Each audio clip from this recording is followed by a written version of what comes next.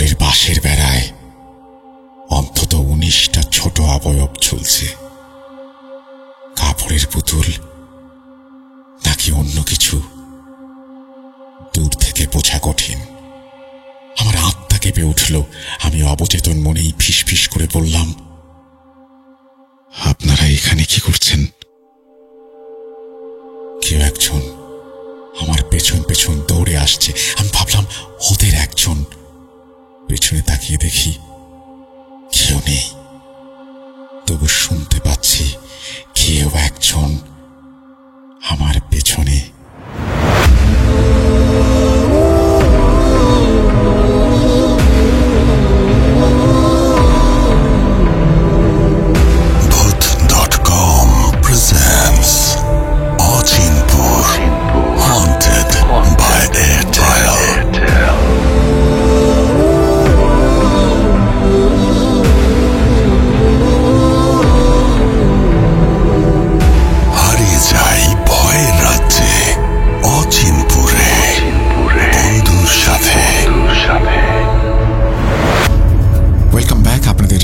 স্বাগত জানাচ্ছি আমি রাসেল। আশা করছি আপনারা সবাই ভালো আছেন এবং ভালোর দলে আছেন।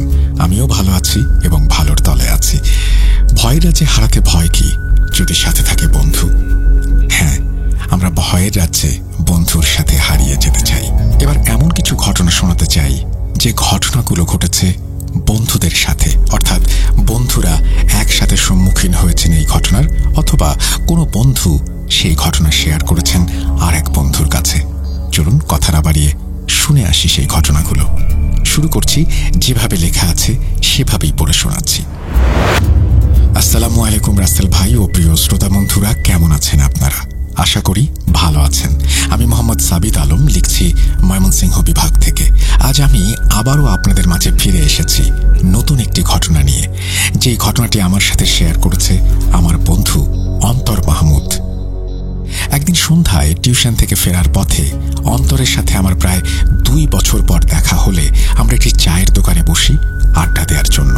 ঠিক সেই মুহূর্তে অন্তর তার নিজের বোনের জীবনের একটি ভয়ানক ঘটনা শেয়ার করে, যা আজ আমি আপনাদের সামনে উপস্থাপন করছি। অন্তরের বোনের ঘটনা আমি অন্তরের ভাষাতেই বলছি, আপনাদের জন্য লিখছি এবং অনিচ্ছাকৃত ভুল ত্রুটির জন্য ক্ষমা চেয়ে নিচ্ছি। বলছে অন্তর।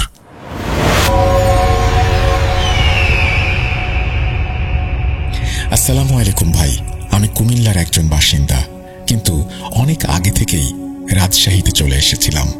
এটা আমার বোনের সাথে ঘটে যাওয়া এক মর্মান্তিক ঘটনা, আর সেই ঘটনার কারণেই আমাদের পুরো জীবনটা অন্যরকম ভাবে বদলে গেছে। আমরা বুঝতেই পারছিলাম না আমাদের সাথে সব কাহিনী কিভাবে ঘটে গেল। হঠাৎ করে যেন সবকিছু ওলটপালট হয়ে গেল। আমাদের সাজানো জীবনটা পুরোপুরি অন্ধকারে হারিয়ে গেল। মনে হচ্ছিল হয়তো আমরা কোনো বড় গুনাহ করে ফেলেছি, যার কারণেই আমাদের এই কঠিন শাস্তি ভোগ করতে হচ্ছে।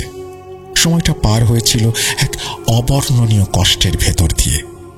আসল কথা হলো, আমার বোন নাদিয়া ছোটবেলা থেকেই অসম্ভব সুন্দর ছিল। মানুষজন ছোটবেলায় ওকে দেখলে চোখ ফেরাতে পারত না। ওর নাকি এক অদ্ভুত মায়া ছিল। সত্যি মনে হতো যেন একটা ফুটফুটে ছোট্ট পুতুল বসে আছে।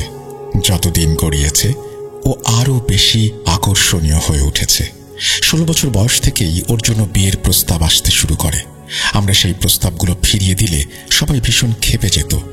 সবাই বলতো, এখন অন্তত বাগদানটা সেরে ফেলুন, বিয়ে না হয় পরেই করাবেন। কিন্তু আমার পরিবারের কেউই এই মুহূর্তে এমন কোনো সিদ্ধান্ত নিতে চায়নি, যার জন্য পরে আমার বোনকে আফসোস করতে হয়। আমাদের পরিবারটি একটি মধ্যবিত্ত পরিবার ছিল, তবুও আমাদের পরিবারের মেয়েদের অনেক স্বাধীনতা ছিল। আমরা চাইতাম যে নাদিয়া যেন নিজের জীবনের সিদ্ধান্তটা নিজেই নিতে পারে, আর এই জন্য সবচেয়ে জরুরি ছিল তার পরিপক্ক হওয়া। আমরা ঠিক এই কারণেই মানুষের পাঠানো সম্বন্ধগুলোকে ফিরিয়ে দিয়েছিলাম। কিন্তু কিছু মানুষ এই ফ্যাক্টটাকেই গ্রহণ করল অহংকার হিসেবে। আমাদের ফুপু ঠিক এমনটাই করেছিলেন। তিনি আগে থেকে রাজশাহীতে থাকতেন। তিনি তার 22 বছর বয়সী ছেলের জন্য নাদিয়ার সম্বন্ধ নিয়ে এসেছিলেন। যেহেতু আমি আপনাদেরকে আগেই বলেছিলাম, আমাদের পরিবারের চিন্তাধারার কথা জানিয়েছিলাম, সেহেতু আমরা বিশ্বাস করতাম নাদিয়া নিজের জীবনের সিদ্ধান্তটা নিজেই নেবে। কিন্তু ফুপু এমনভাবে জেদ ধরেছিলেন যে তিনি যেন থামতেই চাইছিলেন না। প্রায় প্রতিদিনই তিনি আমাদের বাড়িতে চলে আসতেন। বাবাকে বলতেন, ভাই, যদি কিছু নাও করতে পারো অন্তত কথাটা পাকা করে ফেলো, আমি তো আমার পক্ষ থেকে আংটি বানিয়ে দিচ্ছি। যদিও বাবা বারবার তাকে বোঝানোর চেষ্টা করতেন, দেখো, এখন সময় অনেক বদলে গেছে, নারীরা এখন স্বাধীন। আমি চাই না এমন কোনো সিদ্ধান্ত নিতে যা নিয়ে পরে আমার মেয়েকে আফসোস করতে হয়। কিন্তু ফুপু যেন পণ করে বসেছিলেন। তিনি বারবার একই কথা বলতেন, আমাদের বিয়েও তো এভাবেই হয়েছিল, আমাদের তো কারো অনুমতি নেওয়ার প্রয়োজন পড়েনি। দেখো, ওটা একটা সম্পূর্ণ ভিন্ন সময় ছিল। আজকের দিনের মেয়েরা পড়াশোনা করছে, তারা অনেক স্মার্ট। মিডিয়া তাদের চিন্তাভাবনার জগৎটা খুলে দিয়েছে। আমি যদি কোনো প্রতিশ্রুতি দিয়েও ফেলি, বড় হয়ে মেয়েটা যদি সেটা মেনে না নেয়, তাহলে আমাদের এই সিদ্ধান্তের কি কোনো মূল্য থাকবে? যখনই বাবা মানা করতেন, ফুপু 1 সপ্তাহের জন্য মুখ ভার করে রাখতেন। কিন্তু ঠিক 1 সপ্তাহ পরেই আবার হাজির। তারপর আবার সেই এক জেদ, এক তর্ক। আমরা ফুপুর এই ধরনের আচরণে খুবই বিরক্ত হয়ে গিয়েছিলাম। একদিন বাবা বিরক্ত হয়ে তাকে বলেই ফেললেন, আপু, যদি তোমার আসার উদ্দেশ্য এটাই হয় তাহলে দয়া করে এই জন্য আর এসো না। ভাইয়ের সাথে দেখা করতে আসতে চাইলে অবশ্যই ওয়েলকাম। ফুপু তখন বুঝে গিয়েছিলেন যে এখানে তার উদ্দেশ্য সফল হবে না। আসলে সত্যিটা এটাও ছিল যে ফুপুর ছেলেটা ছিল একেবারে উচ্ছনে যাওয়া এক ছেলে। এমন কথাও শোনা গিয়েছিল সে মাদকাসক্ত এবং তার বন্ধু বান্ধব খুব খারাপ। কথায় বলে, বুদ্ধিমান মানুষের জন্য ইশারাই যথেষ্ট। কিন্তু হয়তো ফুপু ততটা বুদ্ধিমান ছিলেন না। তিনি বাবার ইশারাটা বুঝে উঠতে পারেননি। তবু তিনি 1 বছর ধরে অপেক্ষা করলেন। এই সময়ের মধ্যে তিনি বাবার সাথে মাঝে মাঝে কথা বলতেন, কিন্তু বাবার জবাব সবসময় একই থাকত, বাবা অটল। যখন ফুপু দেখলেন যে তাদের চেষ্টা এখানে কোনোভাবেই সফল হচ্ছে না, তখন তিনি অবশেষে নিজের ছেলের বিয়ে অন্য জায়গায় দিয়ে দিলেন। কিন্তু বিয়ের সময় তার মন একেবারেই ভালো ছিল না। বিয়ের অনুষ্ঠানে তিনি মাকে উদ্দেশ্য করে বললেন, তুমি তোমার মেয়েটাকে নিয়ে যত গর্ব করো, তার বিয়ের জন্য একদিন তুমি কাঁদবে। বিয়ে তো দূরের কথা, সে একটা সাধারণ জীবনও কাটাতে পারবে না। আর এটাই তোমার জন্য আমার অভিশাপ। একবার ভাবুন তো, আজকালকার মানুষের কি হয়েছে? যদি আপনার ইচ্ছে মতো কোথাও বিয়ে না দেয়া হয় বা অন্য কেউ আপনার বাড়িতে তাদের মেয়ের বিয়ে দিতে না চায়, তাহলে তো অভিশাপ দেওয়ার কি থাকতে পারে? এই কথা শুনে মায়ের অনেক রাগ হয়েছিল, কিন্তু তিনি চুপ করে রইলেন। কারণ ওটা ছিল একটা বিয়ে বাড়ি, সেখানে অনেক অতিথিরা এসেছিলেন। মা কোনো রকম ঝামেলা তৈরি করতে চাইলেন না। কিন্তু মা বাড়িতে এসে বাবাকে সমস্ত ঘটনা খুলে বললেন। বাবা ফুপুর কথা শুনে প্রচন্ড রেগে গেলেন, আর তারপর থেকে বাবা ফুপুর সাথে কথা বলা পুরোপুরি বন্ধ করে দিলেন। একরকম আমাদের সাথে ফুপুর সম্পর্ক পুরোপুরি শেষ হয়ে গেল। এদিকে দেখতে দেখতে আমার বোনটি এসএসসি পাশ করলো। সে পড়াশোনা শুধু ভালোই ছিল না, বরং ঘরের কাজেও বেশ পারদর্শী ছিল। তার হাতের রান্না একবার খেলে আবার খেতে ইচ্ছে হবে না, এটা অসম্ভব। আমার স্পষ্ট মনে আছে, একদিন নাদিয়া স্কুল থেকে যখন বাসায় ফিরল, তখন সে খুবই চুপচাপ ছিল। আমি যখন তার খবর নিতে গেলাম, সে তোতলাতে শুরু করলো। আমি খুবই অবাক হলাম, ভাবলাম এ আবার কি? মনে হলো হয়তো গরম লেগেছে বা অন্য কিছু। আমি গিয়ে তার জন্য ঠান্ডা পানি নিয়ে এলাম। সে এক নিঃশ্বাসে পুরো গ্লাস পানি শেষ করে ফেলল। আমি আবার তার সাথে কথা বলার চেষ্টা করলাম, কিন্তু সে আবারও তোতলাতে লাগলো। আমার মনে হচ্ছিল সে শুধু তোতলাচ্ছেই না, বরং নিজের সচেতনতাও হারিয়ে ফেলছে। কারণ সে কিছু একটা বলতে চাইছিল, কিন্তু তার মুখ থেকে সম্পূর্ণ অন্য কথা বেরিয়ে আসছিল। আমি একটা উদাহরণ দিচ্ছি আপনাদের। সে মাকে খুঁজছিল, কিন্তু তাকে বলতে শোনা যাচ্ছিল, লেবু কোথায়? আমি আমার বোনের এই অবস্থা দেখে ভীষণ দুশ্চিন্তায় পড়ে গিয়েছিলাম। আমি মাকে ডাকলাম। মা এসে নাদিয়ার পাশে বসে পড়লেন। সে মায়ের কোলে মাথা রেখে কাঁদতে শুরু করলো। আমি অবাক হয়ে যাচ্ছিলাম, ওর কি হয়েছে? সকালে তো একদম ভালো ছিল। তারপর সে মায়ের সাথে খুব অদ্ভুত সব কথা বলতে লাগলো। আবারও যেন সে কিছু বলার চেষ্টা করছিল, কিন্তু মুখ থেকে কেবলই অন্য কথা বেরিয়ে আসছিল। আমি তার সব কথা আপনাদের সাথে শেয়ার করছি, হয়তো আপনাদের বুঝতে সুবিধা হবে। সে বলছিল, আমার শার্টে একটা সিংহ চড়ে বসেছে। সেই সিংহটা দাড়ি কাটছে। আমার বিছানার নিচে লুকিয়ে আছি আমি। ওই মুরগিটা কাঁদছে। বাইরে একটা বিড়াল এসেছে, ওকে ড্রয়িং রুমে বসতে দাও। এইসব আজগুবি কথা।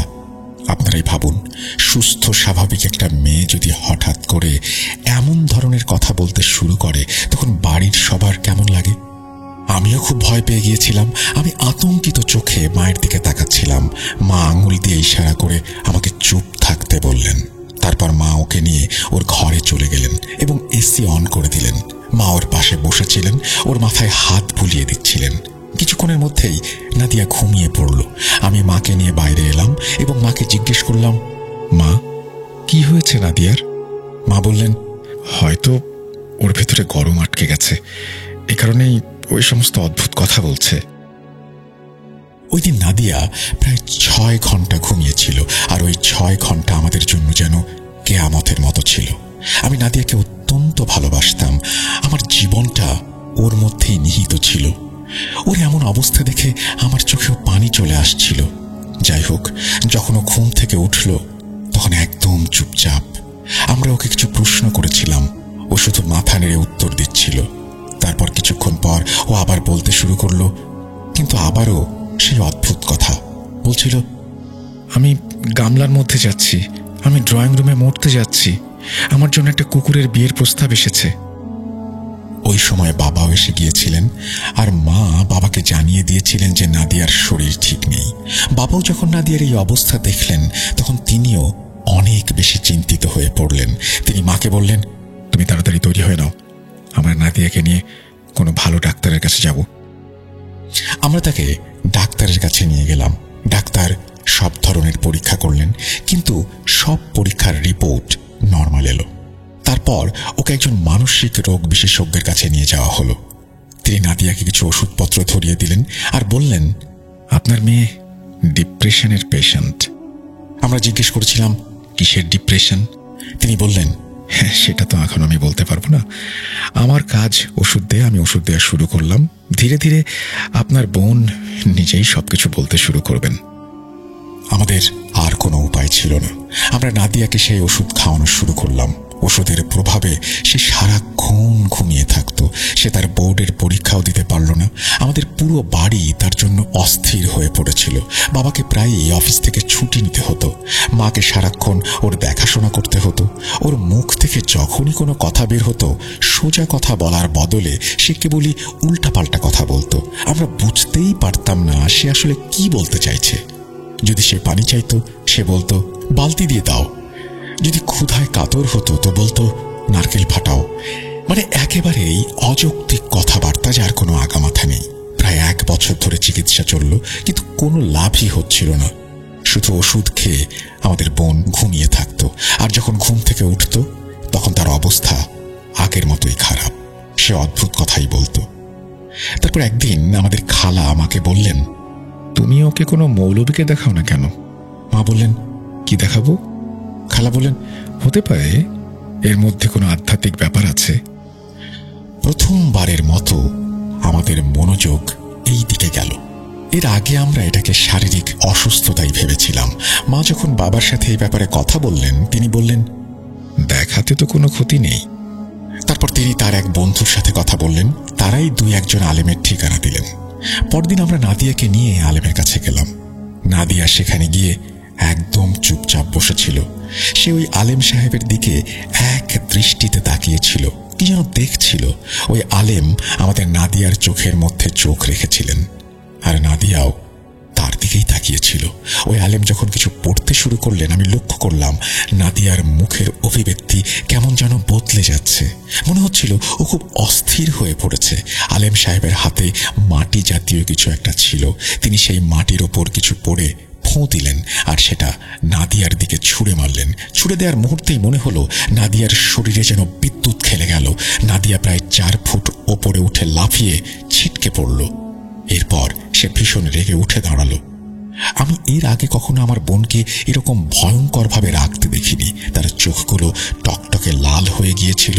সে জামার হাতা গুটিয়ে আলেমের ওপরে হাত তুলল। তার হাতটা আমাদের চোখের সামনে মট করে ভেঙে ফেলল। আমরা সবাই দৃশ্যটা দেখছিলাম যেন কোনো শুটিং চলছে। বাবা আর মা, আমি হতবাক হয়ে তাকিয়েছিলাম। আমরা এতটাই কিংকর্তব্য বিমূঢ় হয়ে গিয়েছিলাম যে উঠে গিয়ে নাদিয়াকে সামলাবো সেই বোধটুকুও ছিল না। তখনই চিৎকার শুনে আলেমের লোকজন ছুটে আসে। তারা অনেক কষ্টে নাদিয়াকে তার কাছ থেকে সরিয়ে নেয়। বাবা, মা আর আমার মনে হচ্ছিল যেন পৃথিবীটা আমাদের পায়ের নিচ থেকে সরে গেছে। এত বড় একটা হট্টগোল হয়ে গেল যে আমরা কিছুই বুঝে উঠতে পারছিলাম না। আমরা দ্রুত নাদিয়াকে নিয়ে বাড়ির দিকে রওনা দিলাম। এখন আমাদের স্পষ্ট ধারণা হয়ে গিয়েছিল যে নাদিয়ার সাথে ঠিক কি সমস্যা হচ্ছে। এটা পরিষ্কার বোঝা যাচ্ছিল তার সাথে কোনো ধরনের আধ্যাত্মিক কিছু জড়িয়ে গেছে। এক সন্ধ্যার কথা, মাগরিবের সময় আমরা সবাই একসাথে বসেছিলাম। সম্ভবত দিনটা ছিল রবিবার। বাবাও বাড়িতে ছিলেন, আমিও বাড়িতে ছিলাম। নাদিয়া তার ঘর থেকে বেরিয়ে এসে জিজ্ঞেস করল, তোমরা সবাই কেন এত চিন্তিত হয়ে বসে আছো? এতদিন পর এই প্রথম নাদিয়ার কণ্ঠস্বর ভালোভাবে শুনতে পেলাম আমরা। আমি আসলে বলতে চাচ্ছি, সে একদম স্পষ্ট ও পরিষ্কার ভাষায় কথা বলছিল। আমরা তার কথা সহজেই বুঝতে পারছিলাম। আমরা দ্রুত নাদিয়াকে হাতে ধরে নিজেদের কাছে বসিয়ে নিলাম। আমি আমার বোনকে বললাম, আমার পুতুল, তোর কি হয়েছে? এখন কেমন লাগছে রে?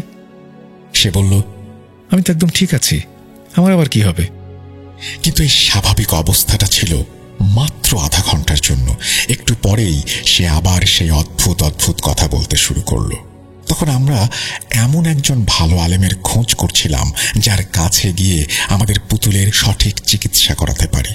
তারপর এক আলেমের অনেক প্রশংসা শুনে আমরা পুতুলের সাথে সেখানে গেলাম। আমরা আলেমের কাছে গিয়ে বললাম, ও অদ্ভুত অদ্ভুত কথা বলে, ওর কথাগুলো অনেক বিচিত্র ধরনের। আমরা কিছু বলার আগেই নাদিয়া নিজে থেকেই কথা বলতে শুরু করলো। সে আলেমকে ডেকে বলল, আমার পরিবার মনে করে আমার জিহ্বায় কোনো সমস্যা আছে।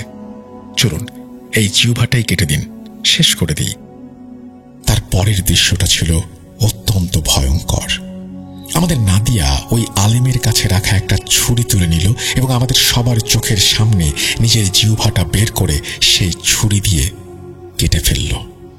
তারপর সেই কাটা জিহ্বাটা আমার হাতে ধরিয়ে দিল। মা এই দৃশ্য দেখে চিৎকার করে কাঁদতে লাগলেন। বাবা ভয়ে একেবারে পাথর হয়ে গিয়েছিলেন। আমার অবস্থা এমন হয়েছিল যে আমার হাতেই ওর জিহ্বাটা ধরা।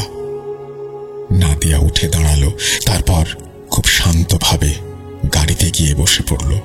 ওই আলেমের কি হলো আমরা কিছুই বুঝতে পারলাম না। আমরা দৌড়ে গাড়িতে ফিরে এলাম। বাইরে এসে দেখলাম নাদিয়া একদম আরামে গাড়িতে বসে আছে। আমরা সবাই দ্রুত গাড়িতে চড়লাম, পাছে ওই আলেমের শিষ্যরা এসে আমাদের মারধর করে। আমরা গাড়িটা দ্রুত বাড়ির দিকে ছুটিয়ে দিলাম। সেই জিহ্বার অংশটা তখন আমার হাতে। বাবা চিৎকার করে বললেন, ওটা বাইরে ফেলে দাও। ওদিকে মুখ থেকে রক্ত ঝরছেই। আমরা দ্রুত তাকে হাসপাতালে নিয়ে গেলাম। সেখানে তার চিকিৎসা চলল। আমরা সবাই দিশেহারা হয়ে বসেছিলাম। অবশেষে আমার বোনের সাথে এটা কি হলো কিছুই বুঝতে পারছিলাম না। এ কি ধরনের পরীক্ষা ছিল যা শেষ হওয়ার কোনো নামই নিচ্ছিল না, বরং দিন দিন আরো জটিল হচ্ছিল, ভয়ঙ্কর হচ্ছিল। আমাদের বোন বোবা হয়ে গিয়েছিল। এদিকে আমাদের আত্মীয়দের কাছ থেকে খবর আসছিল যে ফুপু সব জায়গায় গিয়ে বলে বেড়াচ্ছে, দেখো আমার ছেলের সাথে বিয়ে না দেওয়ার ফল কি হয়েছে, দেখো ওর সাথে আরো কত খারাপ কিছু ঘটবে। আমরা নিজেরাই এত গভীর চিন্তায় ডুবেছিলাম যে কিছুই বুঝে উঠতে পারছিলাম না। তার উপর ফুপুর এই ধরনের কথা আমাদের রাগকে আরো বাড়িয়ে দিচ্ছিল। এখন পরিস্থিতি এমন হতে লাগলো যে যে আলেমের কাছে তাকে নিয়ে যেতাম সেই আলেমের ওপরে সে অ্যাটাক করত, নয়তো কখনো নিজের গলা কাটার চেষ্টা করত বা কোনো ক্ষতি করার চেষ্টা করত। তাই আমরা তাকে আর কোনো আলেমের কাছে না নিয়ে যাওয়ার সিদ্ধান্ত নিলাম। একদিন আমাদের মহল্লায় খবর এলো যে আমাদের প্রতিবেশীদের কোনো এক দূর সম্পর্কের আত্মীয় যারা এই ঝাড়ফুঁকের কাজ করতেন তারা ঘটনাক্রমে আমাদের প্রতিবেশীর সাথে দেখা করতে এসেছেন। এখন যেহেতু আমাদের প্রতিবেশীরাও জানতেন যে আমরা একটা কঠিন সময়ের মধ্য দিয়ে যাচ্ছি, তাই তারা ওই বয়স্ক ব্যক্তিকে নিয়ে আমাদের বাড়িতে চলে আসলেন আর আমার মাকে বললেন, আপনি ওনাকে একবার দেখিয়ে নিন, আল্লাহ তাআলা নিশ্চয়ই শেফাদান করবেন। যাই হোক, ওই বৃদ্ধকে নিয়ে যখন আমরা আমাদের বোনের কাছে এলাম কিছুক্ষণ ওই বৃদ্ধ ব্যক্তিটি আমার বোনের দিকে এক দৃষ্টিতে তাকিয়ে রইলেন। তারপর তাকিয়ে থেকেই উনি কিছু একটা পড়া শুরু করলেন। বরাবরের মতোই আমাদের বোনের মুখের অভিব্যক্তি বদলে যেতে লাগলো, কিন্তু যেই মুহূর্তে সে সেই বৃদ্ধের ওপরে আক্রমণ করতে উদ্যত হলো, মনে হচ্ছিল কোনো এক অদৃশ্য শক্তি যেন তার হাত দুটোকে শক্ত করে ধরে ফেলেছে। তারপর ওই বৃদ্ধ আমার বোনের মাথায় হাত রেখে বললেন, মা, শুয়ে থাকো, তোমার ওঠার কোনো দরকার নেই। তারপর উনি আমার মাকে ডাকলেন এবং মায়ের হাতটা এগিয়ে দিতে বললেন। এরপর মায়ের হাতের নখে তারা মার্কার দিয়ে কিছু একটা আঁকলেন আর আমাকে বললেন, বাবা, এর ভেতরে দেখো। এটা হয়তো এই বৃদ্ধের কোনো একটি আমল, যেখানে আপনি অলৌকিকভাবে বিভিন্ন জিনিস দেখতে পাবেন। আমি সেই আঙুলে তাকাতেই দেখলাম আমাদের ফুপু এক কবরস্থানে বসে আছেন আর কবরের ভেতরে কিছু একটা পুঁতে রাখছেন। আমি তো এমন দৃশ্য চোখের সামনে দেখে চমকে উঠলাম। ভাবলাম, কিভাবে আঙুলের ভেতর এই সবকিছু দেখা সম্ভব? তারপর সেই বয়োজ্যেষ্ঠ ব্যক্তি আমাকে জিজ্ঞেস করলেন, বাবা, বলো তো, তুমি কি দেখেছিলে? আমি যা যা দেখেছিলাম সব কিছু তাকে খুলে বললাম। বাবা তো সব শুনে রেগে অগ্নিশর্মা হয়ে গেলেন।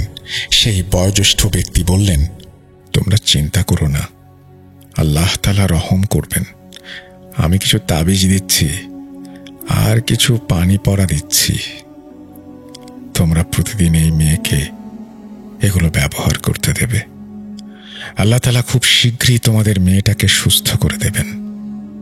কিন্তু নাদিয়া পানি খেত না, গলায় তাবিজও পড়াতে দিত না। বাবা রাগে ফুঁসছিলেন।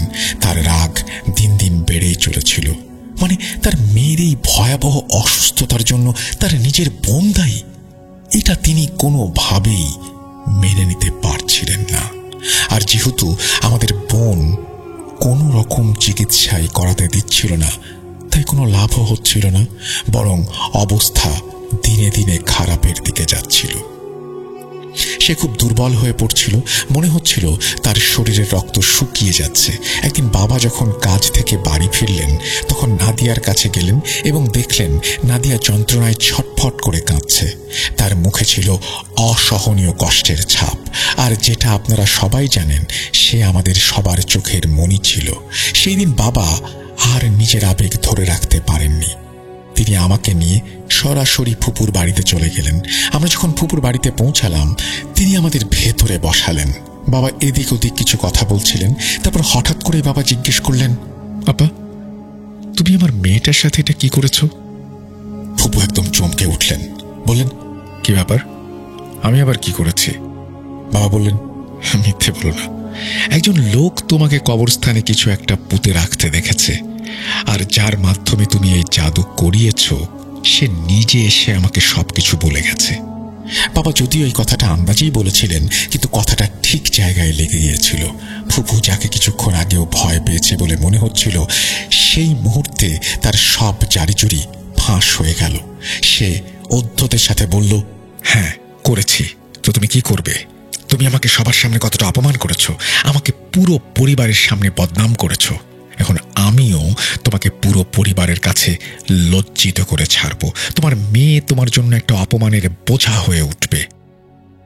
মানে ফুপু তার অপরাধ স্বীকার করে নিলেন। এরপরেই আমি ধস্তাধস্তির আওয়াজ শুনছিলাম। আমি পেছনে তাকিয়ে দেখলাম বাবার হাতে ছুরি আর ফুপু রক্তাক্ত অবস্থায় পড়ে আছে। এরপর বাবা জেলে গেলেন। গত মাসেই জেলের ভেতরে তার মৃত্যু হয়েছে। আমার বোনটাও বেশি দিন বাঁচতে পারেনি। তার কিছুদিন পরে ওরও মৃত্যু হয়েছে। হঠাৎ করে এতগুলো ঘটনা ঘটে গেল যে আমার মাথা ঠিকঠাক কাজ করছিল না। আমাদের এত হাসি খুশি একটা পরিবার কে বা কারা যেন এক গভীর দুর্ভাগ্যের দিকে নিয়ে গেল। সেই অভিশপ্ত মানুষটি ছিল আমাদের ফুপু, যিনি আমাদের হাসি খুশি বাড়িটা চিরতরে ধ্বংস করে দিলেন। যখন নাদিয়ার মৃত্যু হলো, তখন তার এক বান্ধবী আমার কাছে এসেছিল। সে আমাকে একটা ছবি দেখিয়েছিল। সেটাই ছিল নাদিয়ার ক্লাসে তোলা শেষ ছবি। সে আমাকে দেখাচ্ছিল, অন্তর ভাই, এই দেখুন। যেদিন আমি এই ছবিটা তুলেছিলাম, তার পেছনে কেমন একটা অদ্ভুত ছায়া দেখছিলাম। যা কিছু ঘটে গেছে আজও আমার সবকিছু স্পষ্ট মনে আছে। আমার বিশ্বাসই হয় না এসব। মনে হয় যেন আমি কোনো ভয়ঙ্কর দুঃস্বপ্ন দেখছি। কিন্তু যখনই চোখ খুলে তাকাই, বুঝতে পারি এই সব কিছু সত্যিই আমার সাথে ঘটেছে, আর আমি এটাকে আল্লাহর তরফ থেকে একটা পরীক্ষা হিসেবেই মেনে নিয়েছি। এখনো নাদিয়ার কথা মনে পড়লে আমি লুকিয়ে কাঁদি। পরিবারের অবস্থা বেশি ভালো না। যদি তুই একটা টিউশন ম্যানেজ করে দিতে পারিস তো দিস। বুঝলি বন্ধু, আজ আসি। আল্লাহ হাফেজ। এই বলে অন্তর তার বোনের জীবনের করুণ অধ্যায় শেষ করে বাড়ির পথে হাঁটা দেয়। আমি দোকানের বিল পরিশোধ করে যখন বাসায় আসছিলাম, তখন নাদিয়ার জন্য আমার মন কাঁদছিল। আমার বন্ধুর বোন নাদিয়ার জন্য। আমার কোনো বোন নেই, তাই বোন হারানোর শোক আমার কাছে অজানা ছিল। শুধু এটুকু বুঝতে পারি যে কোনো এক অভিশাপে অন্তর শুধু বোনকে না, তার বাবাকেও হারিয়েছিল। দোয়া রইল অন্তরের পরিবারের জন্য, ওর মরহুম বাবা আর বোনের জন্য। প্রিয় শ্রোতা বন্ধুরা, আজ এই পর্যন্তই। আবারও নতুন কোনো ঘটনা নিয়ে হাজির হব অন্য কোনো দিন। এই বলে তিনি তার ঘটনা শেষ করেছেন। থ্যাংক ইউ ভেরি মাচ আপনার ঘটনার জন্য। আশা করছি ভবিষ্যতেও আপনার কাছ থেকে ঘটনা পাবো। আপনি ভালো থাকবেন। আপনাকে অসংখ্য ধন্যবাদ।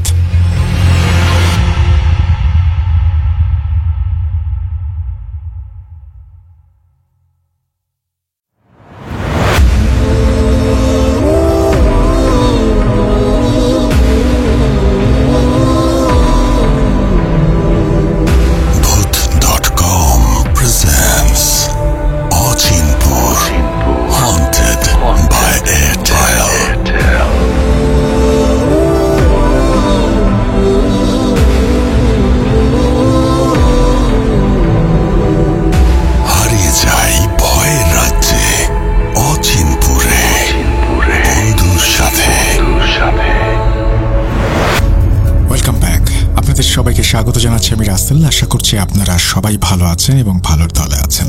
একটা চমৎকার ঘটনা যাব, যেভাবে লেখা আছে সেভাবেই পড়ে শোনাচ্ছি। আসসালামু আলাইকুম রাসেল ভাই, আশা করছি ভালো আছেন। কথা না বাড়িয়ে ঘটনা শুরু করি। ঘটনায় কোনো ভুল থাকলে দয়া করে ক্ষমার দৃষ্টিতে দেখবেন। এই ঘটনাটি আমার জীবনের একটি অংশ বা অভিশাপ বলতে পারেন। কেন অভিশাপ বললাম? এর কারণ হচ্ছে এই অভিশাপটি আমি আমার নিজের হাতে বয়ে বেড়াচ্ছি। জানতে চান কিভাবে? তাহলে শুনুন। আমি অর্পণ হাসান, চট্টগ্রাম জেলার বন্দর থানার চান্দারপাড়া এলাকাতে ছোট থেকে বসবাস করার কারণে এখানে সবার সাথে আমার পরিচয়। আমার সমবয়সী বন্ধুদের সাথেও আমার খুব ঘনিষ্ঠতা। আমরা তিনজন ছিলাম তার মধ্যে সবচেয়ে ঘনিষ্ঠ বন্ধু। তার একজন মাসুদ আর একজন লিমন। যদি এক কথায় বলি, আমরা তিনজন ছিলাম এক সুতোয় গাঁথা তিনটি ফুলের কলি। ঘটনা শুরু হয় 2022 সালে। আমরা তখন পরীক্ষার জন্য বেশ ঝামেলায় দিন কাটাচ্ছি। এর মাঝে একদিন আমার বন্ধু লিমন আমাকে জানালো সে একটি মেয়েকে পছন্দ করে এবং মেয়েটাকে তার অসম্ভব রকমের ভালো লাগে। আমরা তো শুনে অবাক, তার মতো ছেলে সম্পর্কে জড়িয়েছে। বিষয়টা খুবই অদ্ভুত। এরই মাঝে মাসুদ দুষ্টুমি করে বলল, যাক, আমাদের দায়িত্ব কমলো, কেউ একজন তো দায়িত্ব নিচ্ছে। আগেই বলে রাখি, লিমন খুবই চাপা স্বভাবের একজন ছেলে এবং লাজুক প্রকৃতির। মাসুদের কথা শেষ হতেই লিমন মুখ গোমড়া করে বলল, যাকে নিয়ে এত কথা বলছিস সে কিন্তু আমার সাথে নেই। এই কথা শুনে আমরা একটু নড়েচড়ে উঠলাম। কি হয়েছে? সে কেন এরকম কথা বলছে? তখন সে বলতে শুরু করলো। তখন সময় ছিল বছরের মাঝামাঝি, সম্ভবত জুলাই মাস চলছিল। মেয়েটির নাম আরিয়া, খুবই লাজুক আর নম্র স্বভাবের মেয়ে। মেয়েটি ওদের ওপরের ফ্ল্যাটে থাকতো। প্রতিদিন বিকেলে ছাদে যাওয়ার মাধ্যমে তাদের আলাপের শুরু, আলাপের মাধ্যমে তাদের বন্ধুত্ব, তারপরে এক পর্যায়ে সম্পর্ক। এভাবে 3 মাস যাওয়ার পর মেয়েটির পরিবার বিষয়টি জানতে পারে এবং তারা ওই এলাকা ছেড়ে অন্য এলাকায় বাসা ভাড়া নেয়। যেদিন সে সব বলছিল তার আগের রাতে নাকি মেয়েটার বিয়ে হয়ে যায়। লিমন ভাবতেও পারেনি এমন কিছু হবে। তার কারণ ওখান থেকে চলে আসার পরেও ওদের মধ্যে যোগাযোগ হতো। আরিয়া এভাবে হঠাৎ করে হারিয়ে যাবে, তার বিয়ে হয়ে যাবে, এটা সে মেনে নিতে পারেনি। সে তখন আমাদেরকে উদ্দেশ্য করে বলে, যে কোনো কিছুর বিনিময়ে আমার ওকে চাই। আমরা তাতে সায় দিলাম ওর অবস্থার কথা ভেবে। তখন সে শরীরের রুহ কাঁপিয়ে আমাদের একটা প্রস্তাব দিল, লিমনকে যেন আমরা তাবিজের বিষয়ে সাহায্য করি। একটু ভেবে মাসুদ হ্যাঁ বলল। আমি তখন ধরে নিলাম হয়তো মন রাখার জন্য হ্যাঁ বলেছে, তাই আমিও হ্যাঁ বলে দিই। এটাই ছিল আমাদের জীবনের চরম ভুল। এইভাবে 12 দিন কেটে যায়। আমি আর মাসুদ বিষয়টি প্রায় ভুলতেই বসেছিলাম। সেদিন ছিল সোমবার, তার উপর ছিল অমাবস্যার রাত। সেদিন রাতে লিমন এসে আমাদেরকে একজন কবিরাজের কাছে নিয়ে যায় এবং সে বলে যে তারা কবিরাজের কাছে এসেছে তার প্রিয় মানুষটিকে পাওয়ার জন্য। আমি একটু অবাক হলাম, লিমন বিষয়টাকে নিয়ে এত সিরিয়াস হয়ে যাবে ভাবতে পারেনি। আগেই বলেছিলাম ওর মতো সহজ সরল ছেলে হয় না, ওর মাথায় এই ধরনের চিন্তা আসবে এটা ভাবতেও অবাক লাগে। যাই হোক, রাতটি ছিল অমাবস্যার রাত। সেই রাতে আমরা এলাকা থেকে দূরে একটি এলাকায় শ্মশান ঘাটে পৌঁছাই। তখন আনুমানিক 1টা বেজেছিল। এত রাতে শ্মশান ঘাটে আমরা 3 জন এসেছি, বিষয়টা একটু ভাবালো আমাকে। আর তখন ভেবেও বা কি হবে, যা করার তা তো করেই ফেলেছি। আমি আর মাসুদ শ্মশানের বাইরে দাঁড়িয়েছিলাম যেন কেউ আসলে ওকে সাবধান করে দিতে পারি। লিমন একাই শ্মশানের ভেতরে চলে যায়। ঠিক ঘন্টা 2 পর ও বের হয়ে আসে। সেখানে যাওয়ার নিয়ম ছিল একটু ভিন্ন। কবিরাজ বলেছিল তুমি ওখানে যাবে এবং পেছনে তাকাতে পারবে না, আর যত কিছুই হোক সেসবে কান দেবে না। কাজ শেষ করে আসার সময়ও তুমি পেছন ঘুরে তাকাতে পারবে না। এরকম নানান ধরনের কিছু নিয়ম কানুন।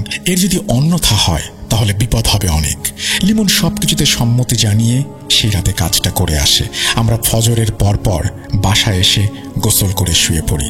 এই ঘটনার ঠিক 3 দিন পর লিমন খবর পায় যে আরিয়া বাসায় চলে এসেছে। সে খুশিতে আত্মহারা হয়ে আমাদের খবরটি জানায়, কিন্তু মেয়েটির মধ্যে আগের মতো কোনো সেই আনন্দ নেই, আমেজ নেই এবং বারবার সে বলতে থাকে সে লিমনের কাছে যাবে। তার পরিবার এই বিষয়টি নিয়ে অনেক ভাবনার মধ্যে পড়ে যায়। অনেক হুজুর কবিরাজ দেখিয়েও কোনো লাভ হয় না। এর কিছুদিন পর আরিয়ার পরিবার থেকে লোকজন লিমনের সাথে দেখা করতে আসে এবং তাকে সাথে করে নিয়ে তাদের বাসায় যায়। লিমনও তো মহা খুশি, সেই সাথে আবার হতবাক হয়। কি মানুষ, কি হয়ে গেছে।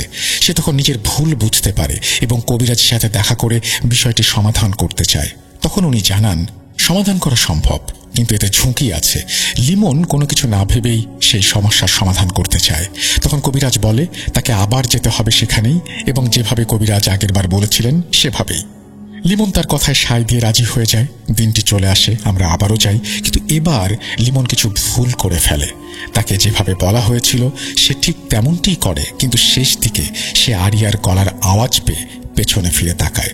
তখনই সে কবিরাজকে এসে সব ঘটনা খুলে বলে এবং কবিরাজ জানায় যে তার আর কিছুই করার নেই। কবিরাজ তাকে একটি তাবিজ দিয়েছিল যেন সে এটা সবসময় পড়ে থাকে। এদিকে মেয়েটাও সুস্থ হয়ে ওঠে এবং তার শ্বশুর বাড়িতে ফিরে যায়। মাসখানেক পরে লিমনের মা আমাদের কল দিয়ে বাসায় যেতে বলে। এসে দেখি অবস্থা যেরকম আপনারা কখনোই তা দেখতে চাইবেন না। দেখি ওর চোখ বড় বড় হয়ে গেছে, জিহ্বা অর্ধেক বের হয়ে আছে, নাক দিয়ে রক্তের ধারা। এসব দেখে আমরা কবিরাজের সাথে যোগাযোগ করি এবং জানতে পারি ভুল ক্রমে লিমনের তাবিজটি হারিয়ে যায়, আর যার কারণে এই পরিণতি ঘটেছে। আজ 2 বছর শেষ হয়ে 3 বছর শুরু হলো। লিমন আর আমাদের মাঝে নেই, আছে শুধু তার সাথে কাটানো স্মৃতি।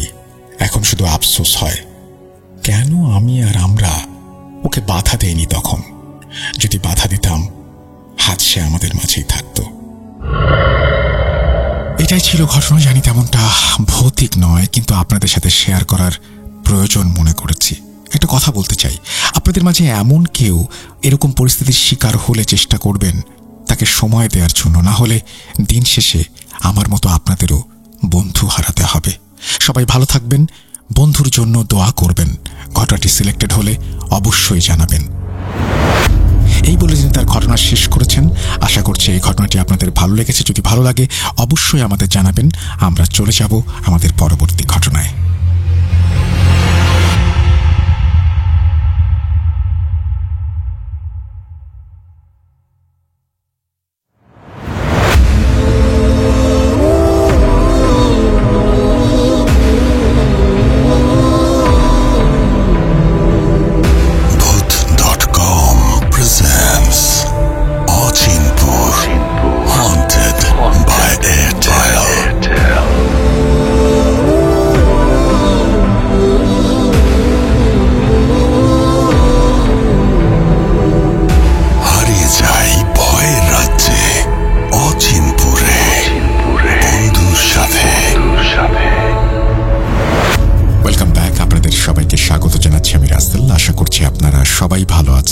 এবং ভালোর তলে আছেন। আমিও ভালো আছি আর ভালোর তলে আছি। আরও একটা চমৎকার ঘটনা নিয়ে হাজির হলাম আপনাদের সামনে। আশা করছি আপনারা শুনবেন প্রথম থেকে শেষ পর্যন্ত। একজন ড্রাইভারের কাছ থেকে একটি ঘটনা সংগ্রহ করেছেন সিফাত আলম, পাঠিয়ে দিয়েছেন আমাদের। যেভাবে লেখা আছে আমি সেভাবেই পড়ছি। আসসালামু আলাইকুম রাসেল ভাই ও প্রিয় লিসেনার্স, কেমন আছেন আপনারা? আশা করছি মহান আল্লাহ তাআলার অশেষ রহমতে আপনারা সবাই ভালো আছেন এবং সুস্থ আছেন। আমি সিফাত আলম আজ হাজির হয়েছি নতুন একটা ঘটনা নিয়ে। আজকের ঘটনাটি আমি কালেক্ট করেছি একজন উবার ড্রাইভারের কাছ থেকে। ড্রাইভার ভাই আমাকে যেভাবে বলেছেন আমি সেভাবেই ঘটনাটি শেয়ার করছি। ঘটনার ভেতরে অনিচ্ছাকৃত ভুল ত্রুটির জন্য ক্ষমা চেয়ে নিচ্ছি। আসসালামু আলাইকুম প্রিয় শ্রোতা বন্ধুরা, আজ আমি আপনাদের সাথে এমন একটা ঘটনা শেয়ার করতে যাচ্ছি যা করোনাকালীন সময়ে আমার জীবনে ঘটেছে এবং আমাকে ভেতর থেকে নাড়া দিয়ে গেছে। আমি আগে উবার চালাতাম। উবার চালানোর অবশ্য একটা কারণও ছিল। উবার চালানোর আগে আমি একটা কোম্পানিতে চাকরি করতাম। করোনার সময় লে অফ হলো, অনেককে ছাঁটাই করা হলো, আর সেই ঢেউ আমাকেও ভাসিয়ে নিয়ে গেল। চাকরি চলে যাওয়ার পর যে অসহায় অবস্থা তৈরি হলো তা ভাষায় বোঝানো কঠিন। নিয়মিত চলা, বাড়ির খরচ, দায় দায়িত্ব, পাওনাদারদের ফোন, ভবিষ্যতের অনিশ্চয়তা সব মিলিয়ে মাথার ওপর অদৃশ্য একটা ভার নেমে এলো। আমার নিজের গাড়ি ছিল বলে একটা দায়িত্ববোধ কাজ করছিল মনে। আপনারা সবাই জানেন করোনাকালে কোম্পানিগুলো একের পর এক লোক ছাঁটাই করছিল। সে সময় অন্য কোথাও আবেদন করাটাও খুব একটা সম্ভব ছিল না। কেউ হায়ার করছিল না, ইন্টারভিউ হচ্ছিল না। বাসায় বসে বসে শুধু চিন্তা, কিভাবে চলবে সংসার, কোন দিক দিয়ে আর কিভাবেই হবে টাকার ব্যবস্থা। মাথায় আসছিল না কিছুই। এই সময়েই এক বন্ধু বলল, তোর তো গাড়ি আছে, ফিউয়েল অ্যাভারেজও ভালো, তুই উবার চালাস না কেন? আসলে সত্যি বলতে উবারের কথা আমার মাথায় আগেও এসেছিল। অনেকেই বলেছিল এতে আয় মন্দ না, কিন্তু আমি তখনও রেজিস্ট্রেশন করিনি। কারণ ছিল সিকিউরিটি। শহরের নানা জায়গায় নতুন নতুন চেকপোস্ট বসানো হচ্ছিল। প্রতিদিন 15 থেকে 20 জন করে ধরে নিয়ে জিজ্ঞাসাবাদ করা হতো। তাদের মধ্যে একজনও যদি অপরাধী বেরিয়ে আসে, ড্রাইভারের জন্য বড় বিপদ তৈরি হতে পারে। আর আমাদের দেশে একটা আইডি নিয়ে ফেক সিম অ্যাকাউন্ট খোলা, ভুয়া পরিচয় বানানো কঠিন কিছু না। সে ভেবে আমি সেই সময় উবারে রেজিস্ট্রেশন করা থেকে পিছিয়ে থাকতাম। কিন্তু জীবনের এক পর্যায়ে এসে দেখলাম পিছিয়ে থাকার আর জায়গা নেই। হয় কাজ করতে হবে, নয়তো অভাবের যন্ত্রণায় ভুগতে হবে। ভাবলাম চেষ্টা করেই দেখি, বাঁচার জন্য কিছু একটা তো করতেই হবে। শুরুটা সহজ ছিল না, তবু গাড়ি নিয়ে বের হলাম। বেশ ভালোই যাত্রী পাচ্ছিলাম। কেউ মাস্ক পরেছে, কেউ পরেনি। গাড়ির ভেতরে হাঁচি কাশি চলছিল। তখনকার ভয়টা আপনারা নিশ্চয়ই কল্পনা করতে পারছেন। সবাই আতঙ্কে, অজানা ভাইরাসের ভয়, খবরের কাগজে মৃতের সংখ্যা, প্রতিবেশীর অসুস্থতা, সব মিলিয়ে এক ধরনের চাপা দমবন্ধ পরিবেশ। আমারও অনেক টেনশন। গাড়ির ভেতর কেউ যদি হাঁচি দেয়, ভাবতাম যদি তার করোনা হয়ে থাকে তাহলে আমিও আক্রান্ত হতে পারি। কিন্তু কি করব? পরিস্থিতিটাই ছিল ডু অর ডাই ধরনের। খারাপ লাগলেও গাড়ি চালানো শুরু করলাম। 2-3 দিনের মধ্যেই বুঝলাম দিনের বেলায় কাজটা খুব কষ্টকর। প্রচণ্ড একটা রাশ, ওয়ার্ডারের ওভারল্যাপ, গরমে নাভিশ্বাস অবস্থা, সব মিলিয়ে ক্লান্তিময় একটা দিন। ওয়েটিং টাইমও বেশি। তখন ভাবলাম রাতের দিকেই চালাই। রাতের বেলায় কয়েকটা শিফট করলাম। দেখলাম রাতেও যাত্রী কম না, বরং ভালোই কাস্টমার পাওয়া যায়।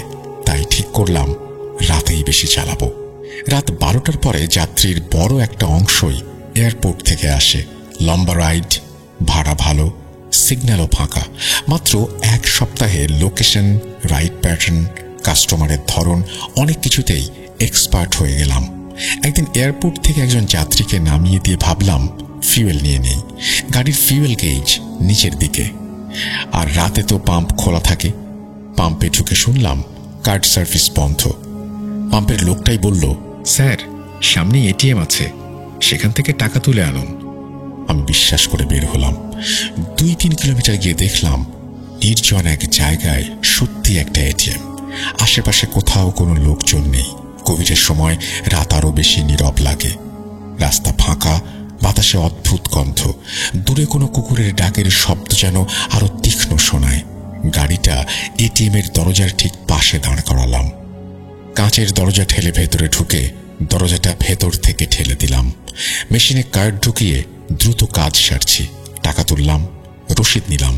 এই সময়ে হঠাৎ মনে হলো বাইরে কেউ এসে দাঁড়িয়েছে। স্বচ্ছ দরজার ওপারে আধো আলোতে একটা মাথা দেখা যাচ্ছে।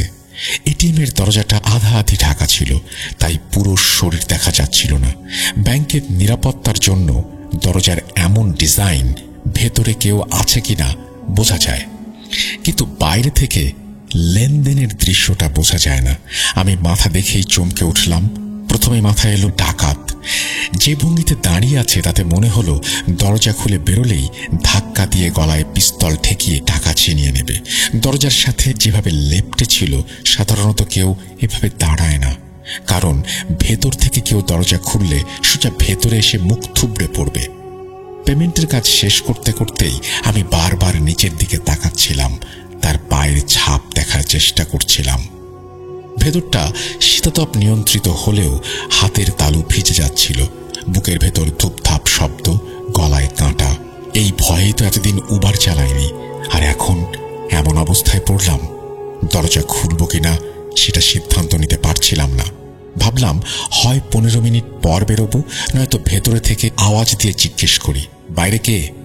কিন্তু স্বভাবগত অনিশ্চয়তা আমাকে থামিয়ে দিল। আমার উচ্চতাও কম, কাঁচের ওপরে চোখ তুলেও স্পষ্ট কিছু দেখতে পাচ্ছি না, তাই একটু পা উঁচু করে দরজার ফাঁক দিয়ে দেখলাম হঠাৎ মাথাটা চোখের সামনে নেই। অদ্ভুত মনে হলো তার উচ্চতা হয়তো কম, কিংবা সে নিচু হলো।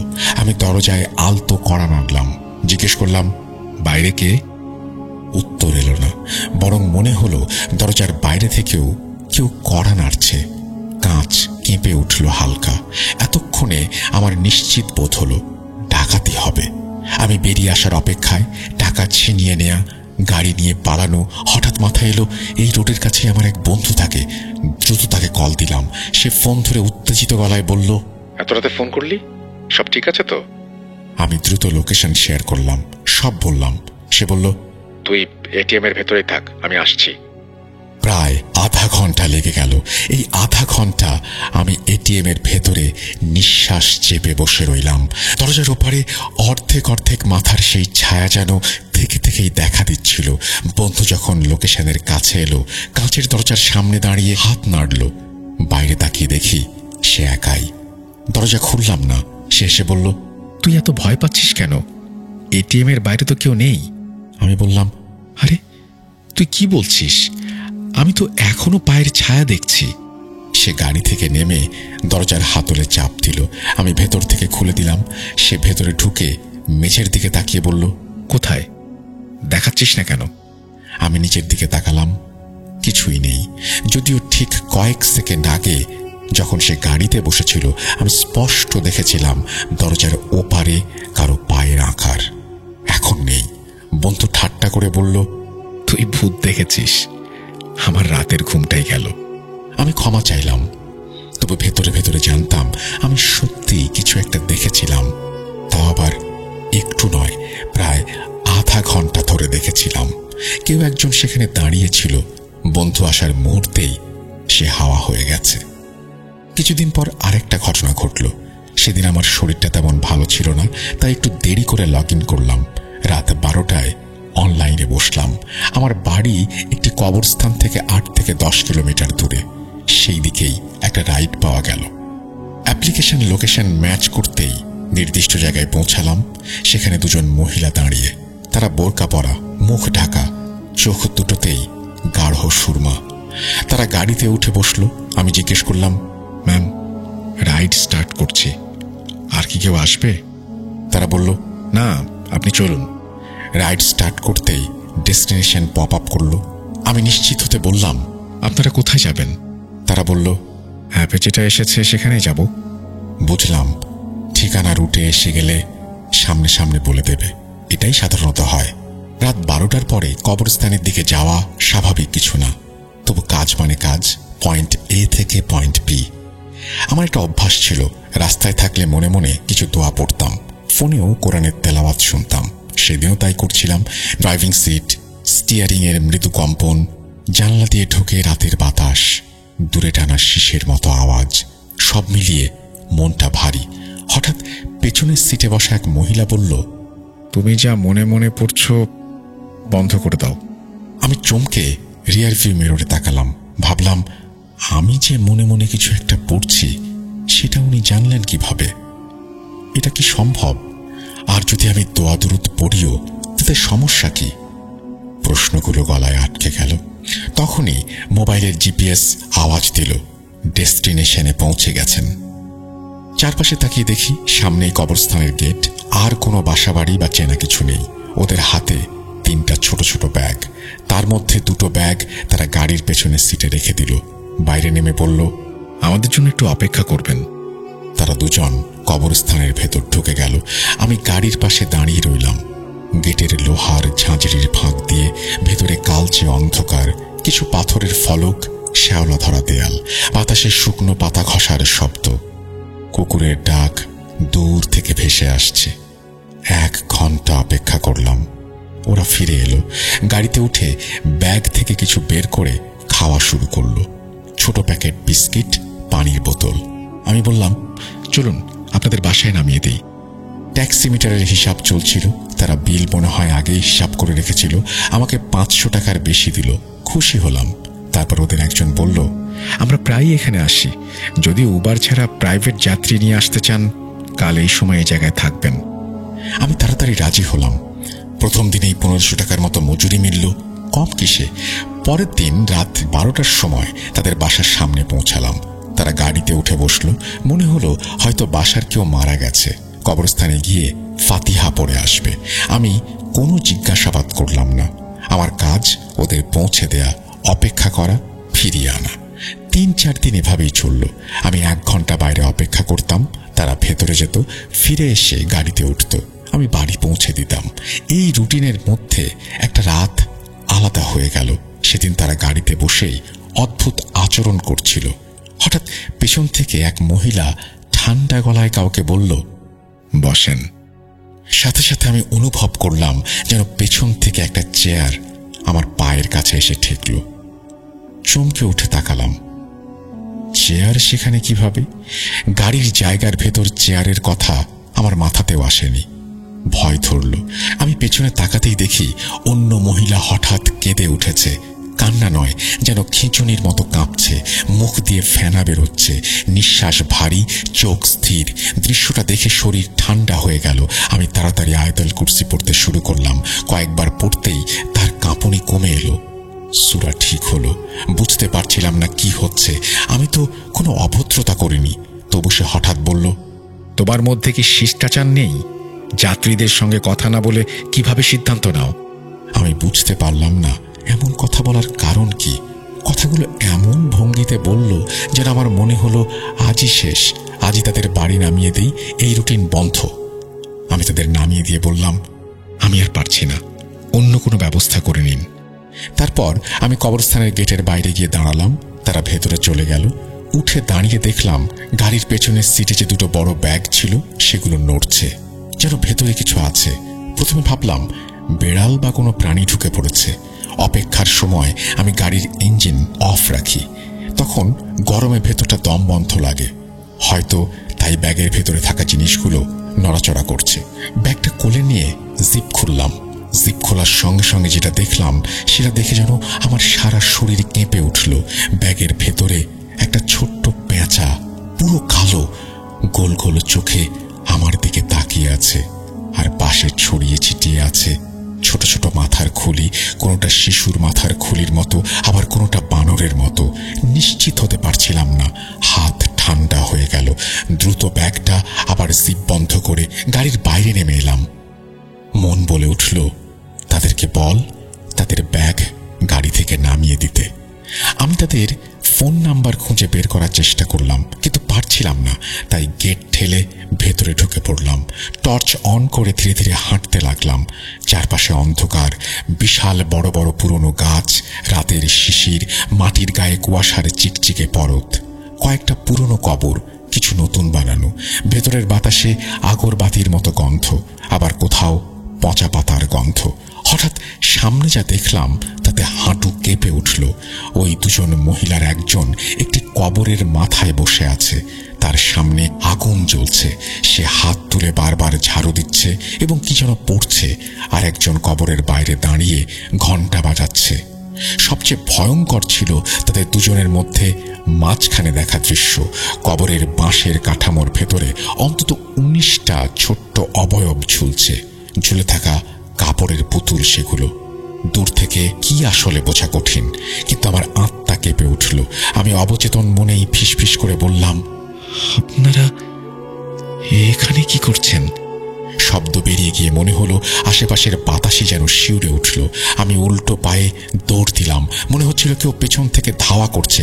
প্রথমেই ভেবেছিলাম তাদের মধ্যে একজন দৌড়ে এসে আমাকে ধরে ফেলবে, কিন্তু বারবার পেছনে তাকিয়েও কাউকে দেখতে পেলাম না। তবু পায়ের শব্দ শুনতে পাচ্ছিলাম, যেন কেউ আমার পেছনে লেগে আছে। কবরের শাড়ির ফাঁক দিয়ে অসমতল মাটি পেরিয়ে হোঁচট খেতে খেতে শেষ পর্যন্ত গেটের বাইরে এসে পড়লাম। গাড়ির পেছনের সিটে পড়ে থাকা দুটো ব্যাগ নামিয়ে গেটের পাশে রাখলাম। তারপর দ্রুত গাড়ি স্টার্ট দিয়ে সেখান থেকে সোজা চলে এলাম।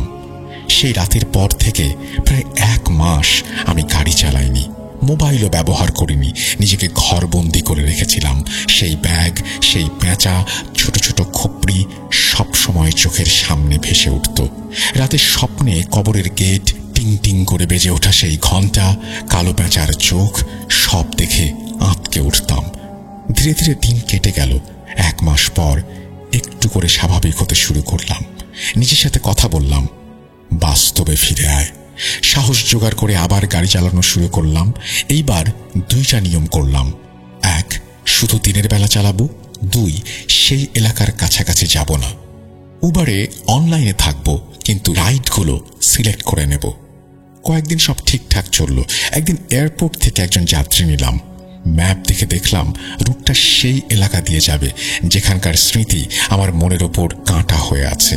মনে মনে বললাম, আল্লাহ ভরসা। যাত্রীকে নামানোর বাড়িটা ঠিক ওই মহিলার বাড়ির পাশের বাড়ি। গাড়ি থামালাম। বুকের ভেতর পুরনো ভয়টা ফিরে এলো। যাত্রী নামার আগে সাহস করে জিজ্ঞেস করলাম, কিছু মনে না করলে একটা কথা বলি? আচ্ছা, এই আপনাদের পাশের বাড়িতে দুজন মহিলা থাকতেন, তারা কয়েকদিন আমার কাছে রাইড নিয়েছিলেন। যাত্রী আর তার পাশের লোকজন একে অপরের দিকে তাকালো। একজন বলল, আপনি জানেন না, তারা কালো জাদু করত। এই মহল্লা থেকে আমরা অনেক কষ্টে তাদের বের করে দিয়েছি। যখন থেকে তারা এসেছিল, মহল্লায় অশান্তি শুরু হয়ে গিয়েছিল। লোকজন অসুস্থ হতো, অদ্ভুত সব ঘটনা ঘটত, ঘরে ঘরে ঝামেলা।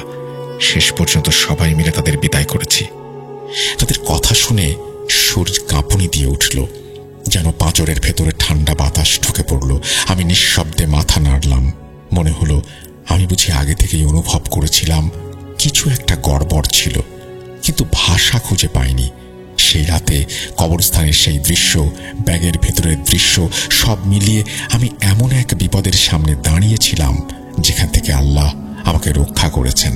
যাত্রীকে নামিয়ে দিয়ে নীরবে সরে এলাম। সেদিন বাড়ি ফিরে আমি দীর্ঘ সিজদায় পড়লাম। কষ্টের মেয়াদ শেষ হওয়ার সঙ্গে সঙ্গে আল্লাহর কাছে কৃতজ্ঞতা জানালাম। তারপর ধীরে ধীরে নিজের পুরনো রুটিনে ফিরে গেলাম। তারপর থেকে আমি কাজের ব্যাপারে অত্যন্ত সতর্ক। রাইড নেয়ার আগে লোকেশন, সময়, কাস্টমারের আচরণ সবকিছু আগের চেয়ে ভালোভাবে যাচাই করে নেই। দিনের আলোকেই বেশি ভালোবাসি, আর রাতকে ভীষণ ভয় পাই। কখনো কখনো ট্রাফিকের ফাঁকে দাঁড়িয়ে গেলে মনে পড়ে এটিএমের সেই অর্ধেক দেখা মাথা, কাঁচের ওপারে থাকা সেই নীরব উপস্থিতি। কোনো শব্দ ছিল না, তবু যেন ছিল। সেই থেকে আরো একটা অভ্যাস হয়েছে, রাইডে বসা যাত্রী যদি অতিরিক্ত গোপন করতে চায় কিছু, চোখে চোখ না রাখে, বাড়তি গন্তব্য এড়িয়ে সোজা কবরস্থানের দিকে যেতে চায়, আমি নরম গলায় বলি, দুঃখিত, আজ আর সম্ভব হবে না। এই ছিল আমার ঘটনা। যদি ভালো লাগে তাহলে আবারও ফিরে আসবো নতুন কোনো এপিসোডে। এই বলে সিফাত আলম তার ঘটনা শেষ করেছেন। আশা করছি এই ঘটনাটি আপনাদের ভালো লেগেছে। যদি ভালো লাগে অবশ্যই আমাদের জানাবেন। আমরা চলে যাব আমাদের পরবর্তী ঘটনায়।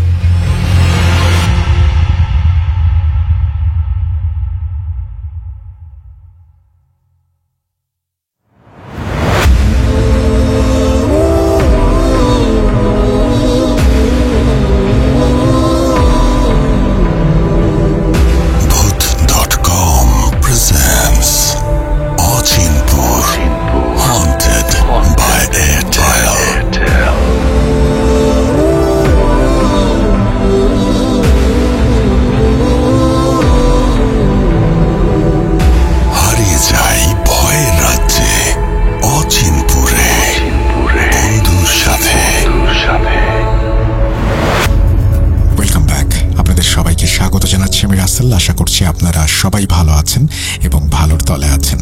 আমিও ভালো আছি আর ভালোর তলে আছি। চলে যাচ্ছি আরো একটি ঘটনায়। যেভাবে লেখা আছে আমি সেভাবেই পড়ে শোনাচ্ছি। আসসালামু আলাইকুম রাসেল ভাইয়া, আশা করছি আপনি অনেক ভালো আছেন।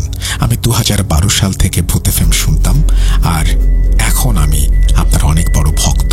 ভূত এফএম বন্ধ হয়ে যাওয়ার পরে কষ্ট পেয়েছিলাম। পরে আপনার ভূত.com এর খোঁজ পেলাম। সেই থেকে কোনো এপিসোড আমি বাদ দেইনি। যদিও ভূতের গল্প শুনতে গেলে আম্মুর অনেক বকাবকি শুনি, তবু আমি না শুনে থাকতে পারি না। আর আপনার মুখে ঘটনা না শুনলে আমার ভালোও লাগে না। খুব আশা নিয়ে শত ব্যস্ততার মাঝেও অনেক সময় দিয়ে ঘটনাটি লিখেছি। এটা আমার পাঠানো প্রথম ঘটনা। আপনি যদি আমার পাঠানো ঘটনাটি নিজের মুখে পড়ে শোনান তাহলে আমার সকল কষ্ট সার্থক হবে। ঘটনাটি লিখতে গিয়ে যদি ভুল ত্রুটি হয় তাহলে সেটা ক্ষমা সুন্দর দৃষ্টিতে দেখবেন। আমি নিজের পরিচয় গোপন রাখতে চাই। তারপরে তিনি তার নাম বলেছেন এবং তিনি কোথায় থাকেন সেটাও জানিয়েছেন। তারপরে তিনি লিখছেন, কথা না বাড়িয়ে ঘটনায় চলে যাই। ঘটনাটি 100% সত্যি এবং ঘটনাটি আমার ছোট বোনের এক বন্ধুর কাছ থেকে সংগ্রহ করা। ঘটনাটি আমাকে তিনি যেভাবে বলেছেন আমি সেভাবেই বলছি।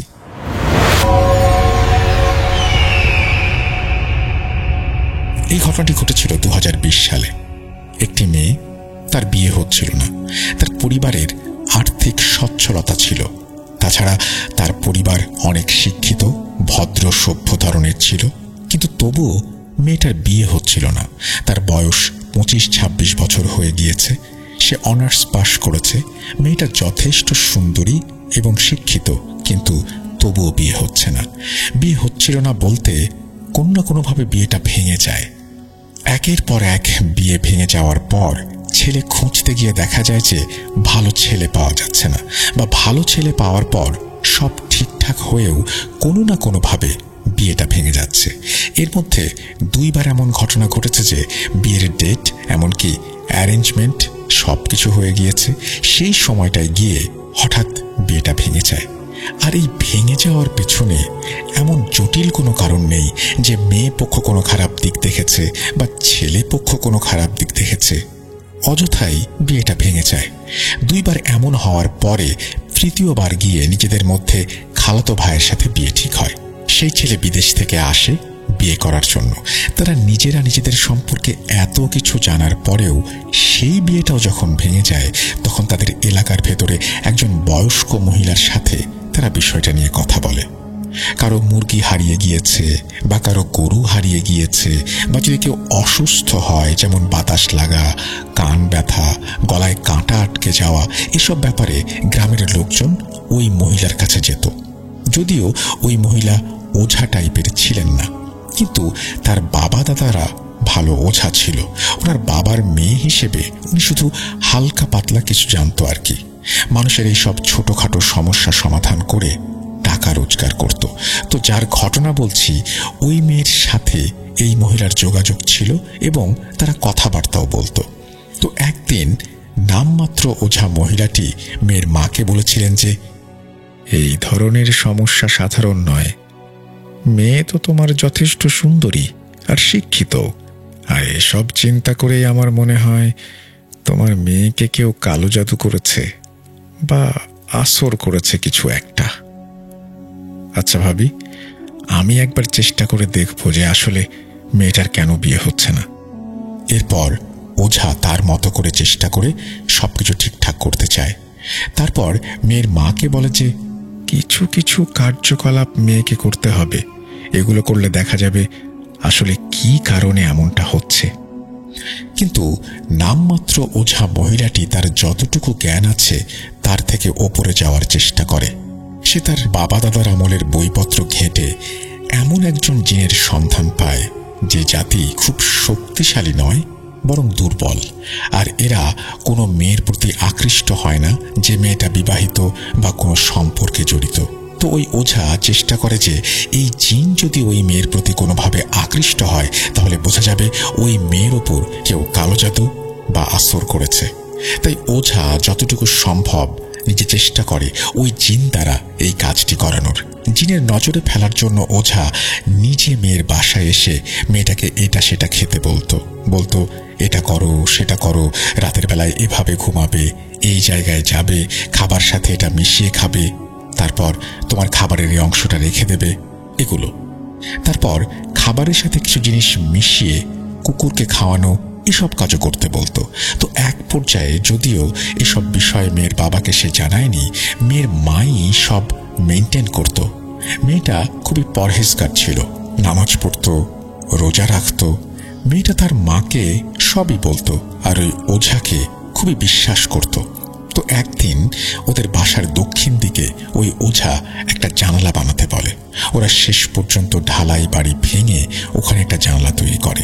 ওঝা বলে যে সেই জানালায় চুল খুলে কালো শাড়ি পরে দাঁড়িয়ে থাকতে হবে, সাথে হাতে করে কিছু জিনিস নিয়ে দাঁড়াতে হবে, তারপর একটা করে খাবার নিয়ে আসতে হবে এবং তারপর খাবার হাতে নিয়ে খোলা আকাশের নিচে সেই খাবার কুকুরকে খাওয়াতে হবে।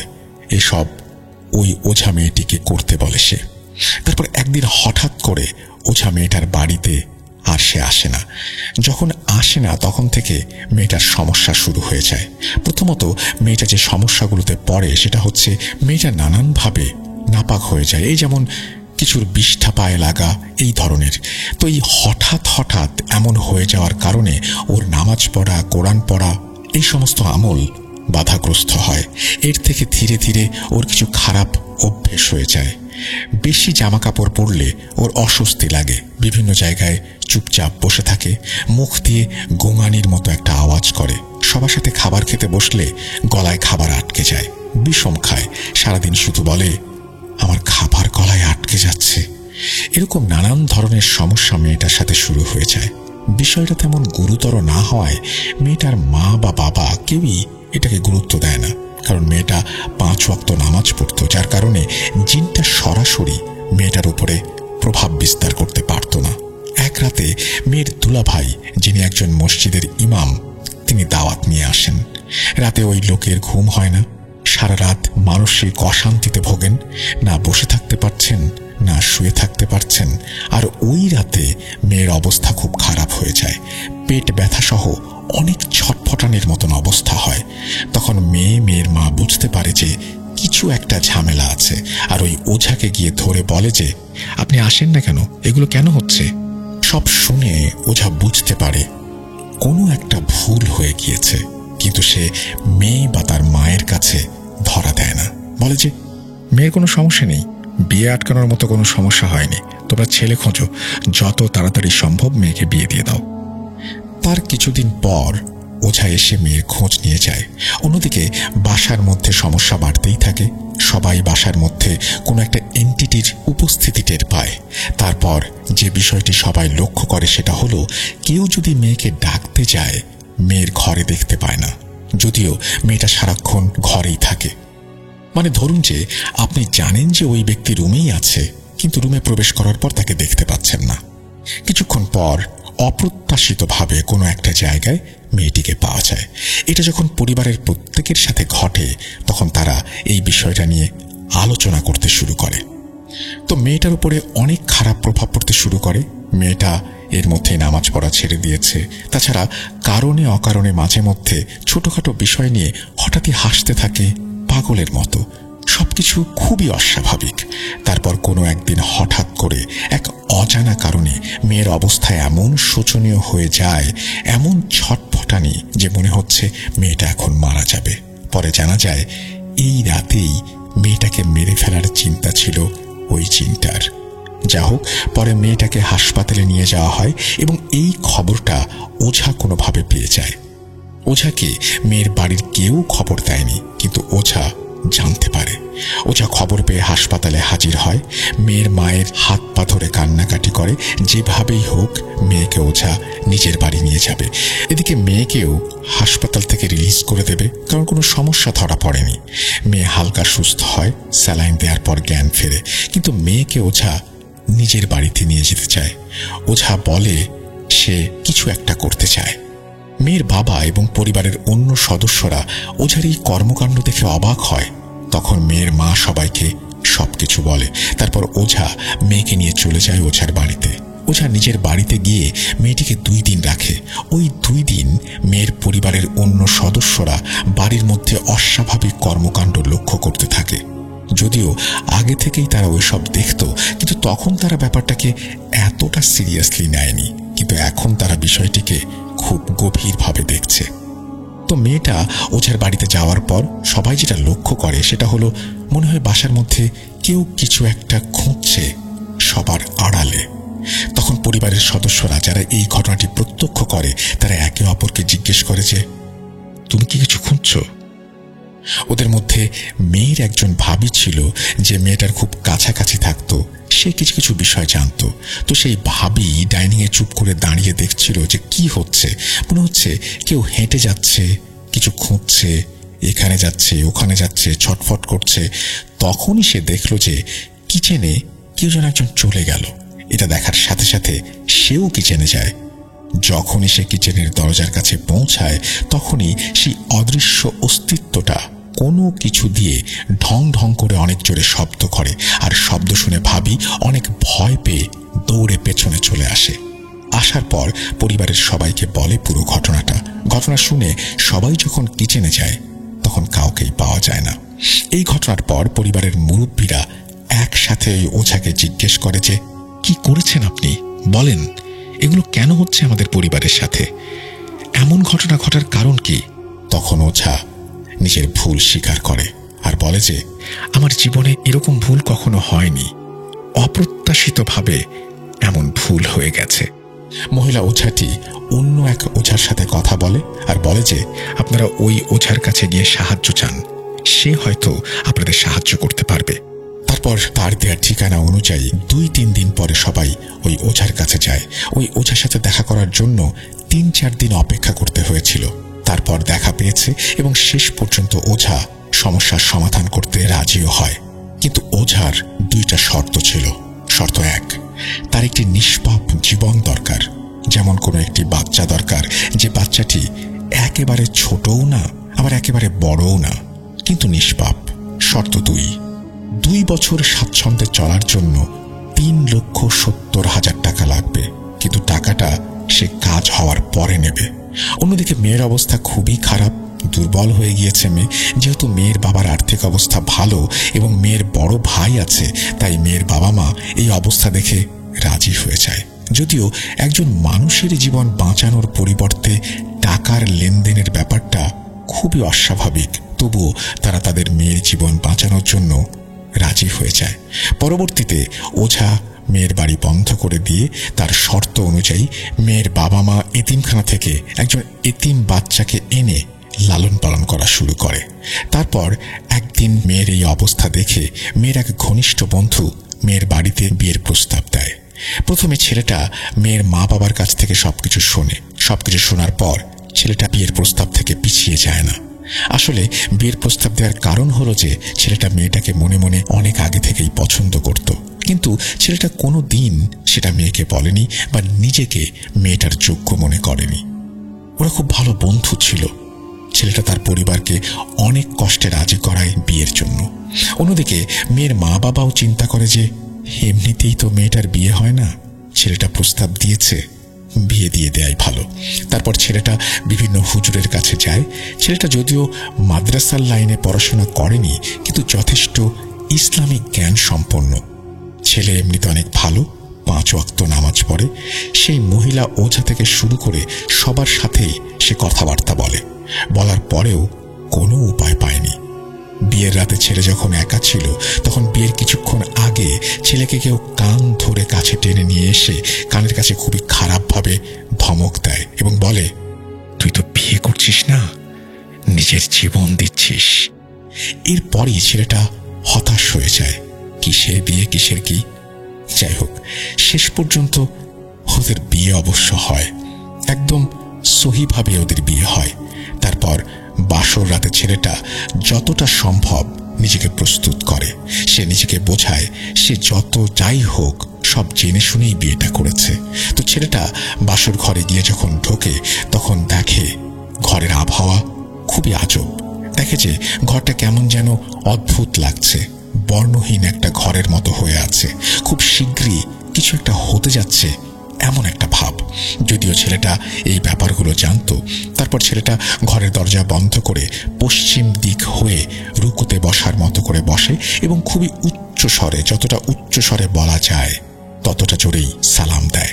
যখনই সে সালামটা দিয়েছে, তখনই ঘরের মধ্যে আবহাওয়া পরিবর্তিত হয়ে যায় এবং এই আবহাওয়া পরিবর্তনের সাথে সাথে ছেলেটা এমনভাবে কান্না শুরু করে যেমনটা মানুষ সাক্ষাৎ মৃত্যুকে সামনে দেখলে করে। মাটিতে লুটিয়ে পড়ে ছেলেটা কান্না করতে করতে এবং ছেলেটা কাঁদতে কাঁদতেই বলে, আমাকে মেরে ফেলবা, আমার স্ত্রীর ক্ষতি করবা, সব কিছু আমি মেনে নেব, কিন্তু তার পেছনে যে কারণটা আছে সেই কারণটা আমি জানতে চাই। ছেলেটা এভাবেই কাঁদতে থাকে। তখন জিনটি ছেলেটার সাথে কথা বলে, আমি যা করছি তার পেছনে যথেষ্ট কারণ আছে। প্রথমত, আমাকে আকৃষ্ট করে নিয়ে এসছে ওই মহিলা ওঝা। জিনটি বারবার ওঝার কথা বলছিল। আসলে জিনটি জানতোই না যে মেয়েটা ওঝা না, আক্রান্ত মেয়েটাকেই সে কেন যেন ওঝা মনে করেছিল। জিনটি আরো বলে যে, আছি তো এখানে, কিন্তু ক্ষতি করতে আসিনি। আমার সাথে কেন এরকম করা হলো, কেন আমাকে অপমান করা হলো, এত সাহস কেন দেখানো হলো? আজ যখন তুমি নিরুপায়, তখন তুমি এসে আমার কাছে ক্ষমা চাচ্ছ, কান্নাকাটি করছো, এটা খুবই স্বাভাবিক, এটা সবাই করবে, কিন্তু আমাকে কেন এরকম অপমান করা হয়েছে? ছেলেটা কিন্তু এসবের কিছুই জানে না। সে জিজ্ঞেস করে যে, কি অপমান করা হয়েছে? আমি কি দোষ করেছি সেটা জানতে চাই। তখন জিনটি সব কথা খুলে বলে। প্রথমে এই মেয়ে আকৃষ্ট করেছে আমাকে। আকৃষ্ট করার পর আমাকে অপমান করেছে। সে বোঝাতে চেয়েছে যে আমি তার যোগ্য না। আমি আমার নিজের সবচেয়ে কাছের একটা ছোট জিনিস এই মেয়েটাকে উপহার দিয়েছিলাম। সেটা সে খাবারের সাথে মিশিয়ে সেটাতে থুতু ফেলেছে এবং সেই খাবার কুকুরকে দিয়ে খাইয়েছে। তারপর নিজে কালো শাড়ি পরে খোলা চুলে বাইরে দাঁড়িয়ে থেকেছে। এরকম নানান কথা সে বলতে থাকে। কিন্তু আসলে এই সকল কাজ সেই মহিলা ওঝা মেয়েটিকে দিয়ে করিয়েছিল। তখন ছেলেটা জিনটিকে সেই ওঝার কথা বলে এবং সেই সাথে সব ঘটনা খুলে বলে। তখন জিনটি ভুল বুঝতে পারে, কিন্তু জিনটির একটাই কথা, আমার কি ভুল? আমি দুর্বল। আমাকে এসব বোঝানো হয়েছে। আমার সম্প্রদায়ের অনেকে আমার সাথে এখন ঠাট্টা করে। এরকম পরিস্থিতিতে একজন মানুষ কি করতে পারে? এই বাসায় এই নিয়ে আমি 2 বার এসেছি। এর আগে যেসব জিনেরা এসেছিল তারা অন্য কেউ ছিল, আমি ছিলাম না। আমি আমার সম্প্রদায়ের কিছু জিনদের দিয়ে এসব কাজ করিয়ে নিয়েছি। এটা এক ধরনের কালো জাদু। আমি নিজেও একজন মুসলমান জিন। যেদিন মেয়েটা বাসায় ছিল না সেদিন আমি ওকে খুঁজতে এসেছিলাম, আর আজকে এসেছি। তবে আজকে আমি চলে যাব। যাওয়ার আগে আমি কিছু বিষয় বলে যাচ্ছি। সেটা হচ্ছে, এই মেয়ে বেশি দিন বাঁচবে না, আর আমি নিজের কার্য সাধনের জন্য আরো কিছু জিনের সাহায্য নিয়েছি। তো সেই কারণে আমি চলে গেলেও তার সাথে অনেক জিন থাকবে। এই বিষয়ে আমার কিছু করার নেই। তবে একটা কথা আমি বলতে বলতে চাই সেটা হলো, আমরা তোমাদের আগে এসেছি, তা সত্ত্বেও তোমরা মানব জাতিরা আশরাফুল মাখলুকাত। যাই হোক, আমাকে ক্ষমা করে দিও, আমি অনেক পাপ করেছি, তাই আমার জন্য দোয়া করো, আল্লাহ তাআলা যেন আমাকে ক্ষমা করে দেন। এই সব বলার পর জিনটি চলে যায়। মেয়েটা এখনো বেঁচে আছে। বর্তমানে মেয়ের পরিবারের সেই এতিম বাচ্চাকে তার বাবা মা লালন পালন করছে। তবে মেয়েটার বাচ্চা হচ্ছিল না, পরে দুটো বাচ্চাও হয়েছে। এই বাচ্চা হওয়া নিয়েও ঘটনা রয়েছে, আর মাঝে মধ্যে সে নানান ধরনের জিনের দেখা পায়। অন্যদিকে সেই মহিলা ওঝা এই ঘটনার কিছুদিন পরেই প্যারালাইজড হয়ে যায়। তবে এর পেছনের কারণ কি জানা যায়নি। ভালো থাকবেন রাসেল ভাই, আমার জন্য, আমার পরিবারের জন্য দোয়া করবেন। এই বলে তিনি তার ঘটনা শেষ করেছেন। আশা করছি এই ঘটনাটি আপনাদের ভালো লেগেছে। যদি ভালো লাগে অবশ্যই আমাদের জানাবেন। আমরা চলে যাব আমাদের পরের ঘটনায়। তবে তার আগে একটু বলি, আমি যেভাবে লেখা আছে সেভাবেই পড়েছি, তো একটু বুঝতে অসুবিধা হয়েছে, তাদের একটু বুঝিয়ে বলি। আসলে ব্যাপার যেটা হয়েছে, আমি যতটুকু বুঝেছি সেভাবেই বলছি। এই যে ওঝার কথা আমরা বারবার বলছি, যে মহিলা ওঝা, তিনি চেয়েছিলেন এই মেয়েটার কিন্তু আগেও বিয়ে হচ্ছিল না, যার কথা আমরা বলছি তার আগেও বিয়ে হচ্ছিল না। তো তিনি একটা সমস্যায় ছিলেন। তো ওঝা বুঝতে পেরেছিলেন যে এই মেয়েটার সাথে কোনো একটা কিছু আছে, বা এই মেয়েটার উপরে কোনো কিছুর নজর আছে বা আসর আছে। মহিলা ওঝা এই আসর কাটানোর একটা উপায় বের করলেন। তিনি ভাবলেন, এমন এক জিন জাতির দুর্বল সম্প্রদায়কে মেয়েটির প্রতি আকৃষ্ট করতে হবে, যারা তার উপরে যে প্রভাব, সেই প্রভাবকে সরিয়ে দিয়ে নিজেদের জায়গা করে নেবে, অর্থাৎ নিজেরা আসর করবে। তাতে মেয়েটির ক্ষতির হয়তো কম সম্ভাবনা। সেটা করতে গিয়েই এত ঘটনা, এত বিপদ। আমি কি বোঝাতে পেরেছি? যদি বোঝাতে না পারি কমেন্ট সেকশনে লিখবেন, আমরা আবারও ক্লিয়ার করব বিষয়টা। আপনাদের সবাইকে অসংখ্য ধন্যবাদ আমাদেরকে সময় দেওয়ার জন্য। আমরা চলে যাব আমাদের পরবর্তী ঘটনায়।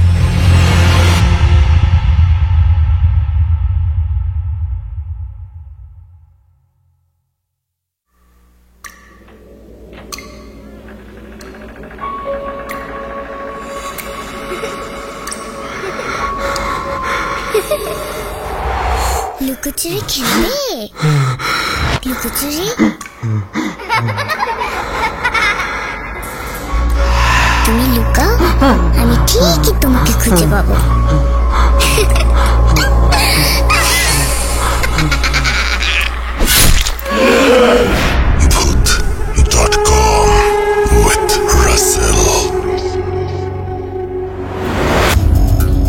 যেভাবে লেখা আছে আমি সেভাবেই শুরু করছি।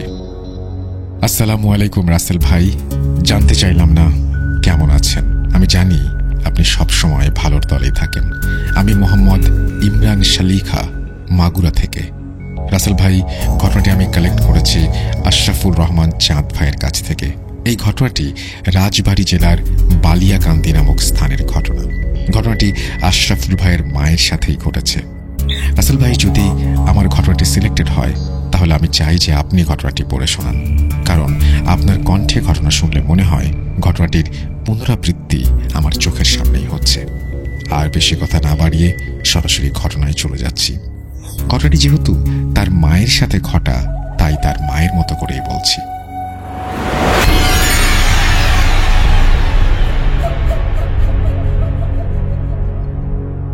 আমি ছোটবেলা থেকেই একটু বেশি চঞ্চল প্রকৃতির ছিলাম। মাঠ, ঘাট, বন, জঙ্গল চষে বেড়াতাম এবং বড়শি দিয়ে মাছ ধরতে খুব পছন্দ করতাম। একদিন আমি আর আমার বাবা আমাদের বাড়ির পাশের একটা খালে বড়শি দিয়ে মাছ মারতে যাই এবং সেখানে আমি অনেক মাছ পাই। আমার বাবা খুব পান খেতেন।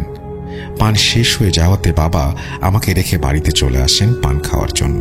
বাবা আসার পর থেকেই আমি অনেক বেশি মাছ পেতে শুরু করি। এজন্য আরও বেশি উদ্দীপনা নিয়ে আমি মাছ ধরতে থাকি। বেশ খানিকটা সময় পার হয়ে গেছে, ওদিকে বাবা আসছে না। আমি বেশ অনেক সময় ধরে অনুভব করছি আমার পেছন দিয়ে কেউ আসা যাওয়া করছে। আমি পেছন ফিরে দেখলাম সেখানে কেউ নেই। তারপর আমি আর কোনো কিছু না ভেবে মাছ মারায় পুনরায় মনোযোগ দিলাম।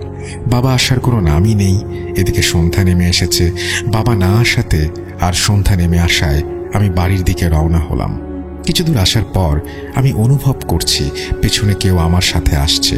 আমি পেছনে ঘুরে দেখি কেউ নেই। আমি তখন একটু ভয় পাই এবং একটানা পা চালিয়ে তাড়াতাড়ি বাড়িতে চলে আসি। এদিকে সন্ধ্যা ঘনিয়ে আসায় বাড়িতে এসেই আমি মাছ কাটতে বসি। মাছ কাটা শেষে মাছ পরিষ্কার করতে আমি দিঘির ঘাটে যাই। দিঘিটা ছিল অনেক বড় এবং অনেক পুরনো। দিঘির চারপাশে 4টা পাকা ঘাট বাঁধানো ছিল। দিঘির ঠিক উত্তর পাশে মাঝ বরাবর একটা তাল গাছ ছিল, যেটা আমার নানা বাড়ির ঠিক বিপরীত পাশে পড়ে, আর নানারা থাকতেন দক্ষিণ পাশের পাড়ে। তাই আমি দক্ষিণ পাড়ের দিকে যাই মাছ পরিষ্কার করতে। মাছ পরিষ্কার করতে করতে আমার নজর যায় ওই তাল গাছের দিকে। দেখি তাল গাছ থেকে কিছু একটা পানিতে নামছে। আমি কেন জানি ওটার থেকে নজর সরাতে পারছি না। ওটা খুব দ্রুত বেগে ধেয়ে আসছে আমার দিকে। আমি অবাক হয়ে তার দিকে তাকিয়ে থাকলাম। তখন সেটা কাছে চলে আসলো। আমি দেখলাম সেটি বিশাল বড় এক গজার মাছ। মাছটা একটু দূর থেকে আমার দিকে তাকিয়ে কেমন যেন একটা মুখভঙ্গি করে আছে। আমি তখনই চিৎকার দিতে যাব, তখনই গজার মাছটি আমার কনিষ্ঠ আঙুলে একটা কামড় বসিয়ে দিল। আমি জোরে চিৎকার দিয়ে সেন্সলেস হয়ে যাই। এদিকে মাছ পরিষ্কার করতে দেরি দেখে মা ঘাটে আসে আমাকে ডাকার জন্য। এসেই দেখে আমি অজ্ঞান হয়ে পড়ে আছি।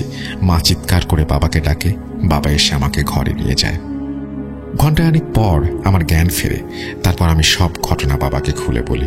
বাবা সবটা শুনে মসজিদের ইমাম সাহেবের কাছ থেকে পানি পড়া আনতে যান। ইমাম সাহেবকে না পেয়ে বাবা খালি হাতেই বাসার দিকে ফিরে আসে। আর তখন বাবার সাথে কিছু ঘটনা ঘটে। বাবার বর্ণনা অনুযায়ী ঘটনাগুলো ছিল এরকম। আসার সময় ওই উত্তর দিকের তাল গাছটা পার হয়ে আসতে হয়। বাবা যখনই তাল গাছটা পার হচ্ছে তখনই বাবার কানে একটা আওয়াজ ভেসে আসে, কিরে, পানি পড়া নিয়ে কি করবি? বাবা ভয় বলে ওঠে, কে কে ওখানে? কোনো সাড়া নেই। বাবা মনের ভুল ভেবে আবারও অগ্রসর হয়। আবার কানের কাছে ফিস ফিসে কোনো একটা শব্দ সাবধান করে দেয়, পানি পড়া দিয়ে কোনো কাজ হবে না। বাবা আবারও থমকে যায়। কে কে আপনি? সামনে আসেন। পেছন থেকে কথা বলছেন কেন? সামনে এসে কথা বলেন। আসবো, সময় হলেই আসবো। ফিসফিস করে বলা কথাগুলো বাবার কানে আসে।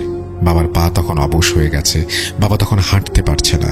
কিছু সময় পর বাবার শরীর ঘামতে শুরু করে। দোয়া কালাম যা মনে আছে পড়তে শুরু করেন। হঠাৎ করে শীতল বাতাস বাবার শরীরে লেগে সামনের দিকে চলে যায়।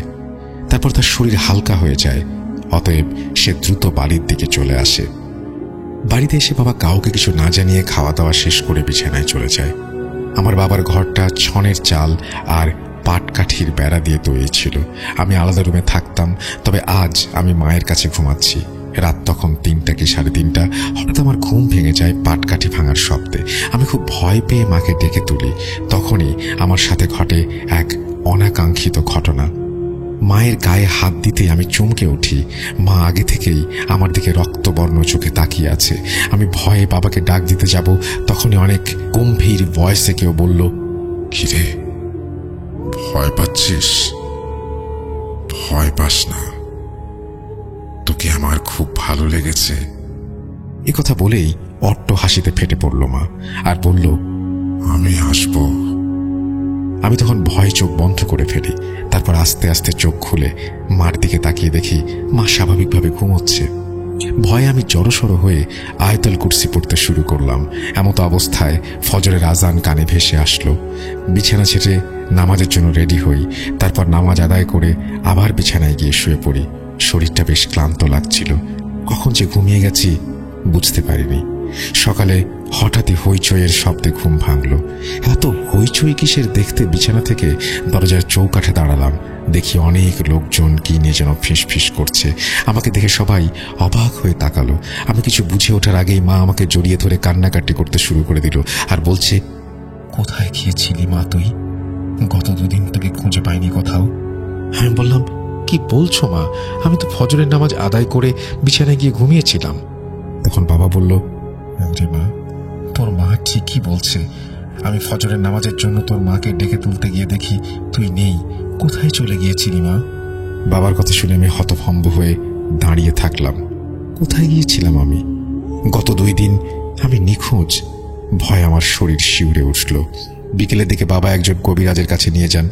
কবিরাজের বাড়িটা 2 গ্রাম পরে। বাবার কবিরাজের বাড়িতে যেতে যেতে সন্ধ্যা ঘনিয়ে আসে। ভাগ্য খারাপ থাকলে যা হয় আর কি। কবিরাজ তার বড় মেয়ের বাড়িতে বেড়াতে গেছেন, আসবেন শুক্রবার। মন খারাপ করে বাড়ির দিকে রওনা দিল বাবা। এদিকে চারিদিকে অন্ধকার হয়ে আসছে। বাবার হাতে কোনো টর্চ ছিল না। কিছু পাটকাঠিতে আগুন জ্বালিয়ে রওনা দিলেন বাবা। কিছু দূর যেতেই পাটকাঠি শেষ হয়ে গেল। বাবা অন্ধকারে হাঁটছিল। 2 গ্রাম পার করে আমাদের গ্রামে প্রবেশ করেছে। কিছু দূর যেতেই তার মনে হলো তার পাশে কেউ যেন হাঁটছে। ডানে বামে তাকিয়ে কাউকে না পেয়ে আবার দ্রুত হাঁটা শুরু করলো বাবা। সামনে একটা পুরনো কবরস্থান। তার মনে হচ্ছে পাঞ্জাবি পরে কেউ দাঁড়িয়ে আছে। বাবা তেমন কিছু না ভেবে মনের ভুল মনে করে কবরস্থানের পাশ দিয়েই হেঁটে যাচ্ছিল। এমন সময় কেউ বাবার নাম ধরে ডাকছে, সামু, সামু, কই গেছিলা? কবিরাজ বাড়ি? গোরস্থানের দিকে তাকিয়ে কাউকে দেখতে পেল না বাবা। তাই সে আর কিছু না ভেবে এক দৌড়ে বাড়িতে চলে আসে। দীর্ঘ 1 সপ্তাহ পর কবিরাজের দেখা পেয়ে বাবা কবিরাজকে সব ঘটনা খুলে বলে। কবিরাজ সব শুনে বলল, আগামী শনিবার সন্ধ্যার পর যাব, আর বাড়ির উঠোনের ঠিক মাঝ বরাবর গোলাকার বৃত্ত করে সেখানে মাটি দিয়ে লেপে রাখবেন। আর দোকান থেকে 1 ডজন মোমবাতি ও আগরবাতি একদমে কিনে আনবেন। এই বলে কবিরাজ চলে গেল। কবিরাজের কথা মতো সব রেডি রাখলাম। শনিবার সন্ধ্যা পার হয়ে যাচ্ছে, কবিরাজের আসার কোনো নামই নেই। কবিরাজের দেরি দেখে বাবা রাস্তায় দেখতে যায় কবিরাজ আসছে কিনা।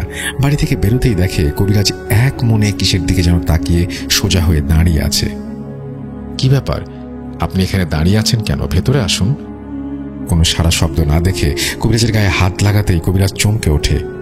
কি ব্যাপার, এখানে দাঁড়িয়ে আছেন কেন? ভিতরে চলুন। ততক্ষণে চারিদিকে খুটখুটে অন্ধকার। কবিরাজ গোলাকার বৃত্তের চারিদিকে আগরবাতি মোমবাতি জ্বালিয়ে দিলেন এবং ব্যাগ থেকে আরো কি কি যেন বের করে চারিদিকে ছড়িয়ে দিলেন। কবিরাজ আমাকে নামাজের ন্যায় বসতে বললেন। কিছুক্ষণ পর বুঝতে পারছি বাড়ির চারিদিকে ঝড় তুফান শুরু হয়ে গেছে। ভেঙে পড়ছে যেন সবকিছু আমার মাথায়। তারপর আর কিছু মনে নেই। বাবার কাছে শুনেছি পরের ঘটনা। আমি সেন্সলেস হওয়ার পরে কবিরাজ আমাকে বোতল থেকে পানি ছিটিয়ে দেয়।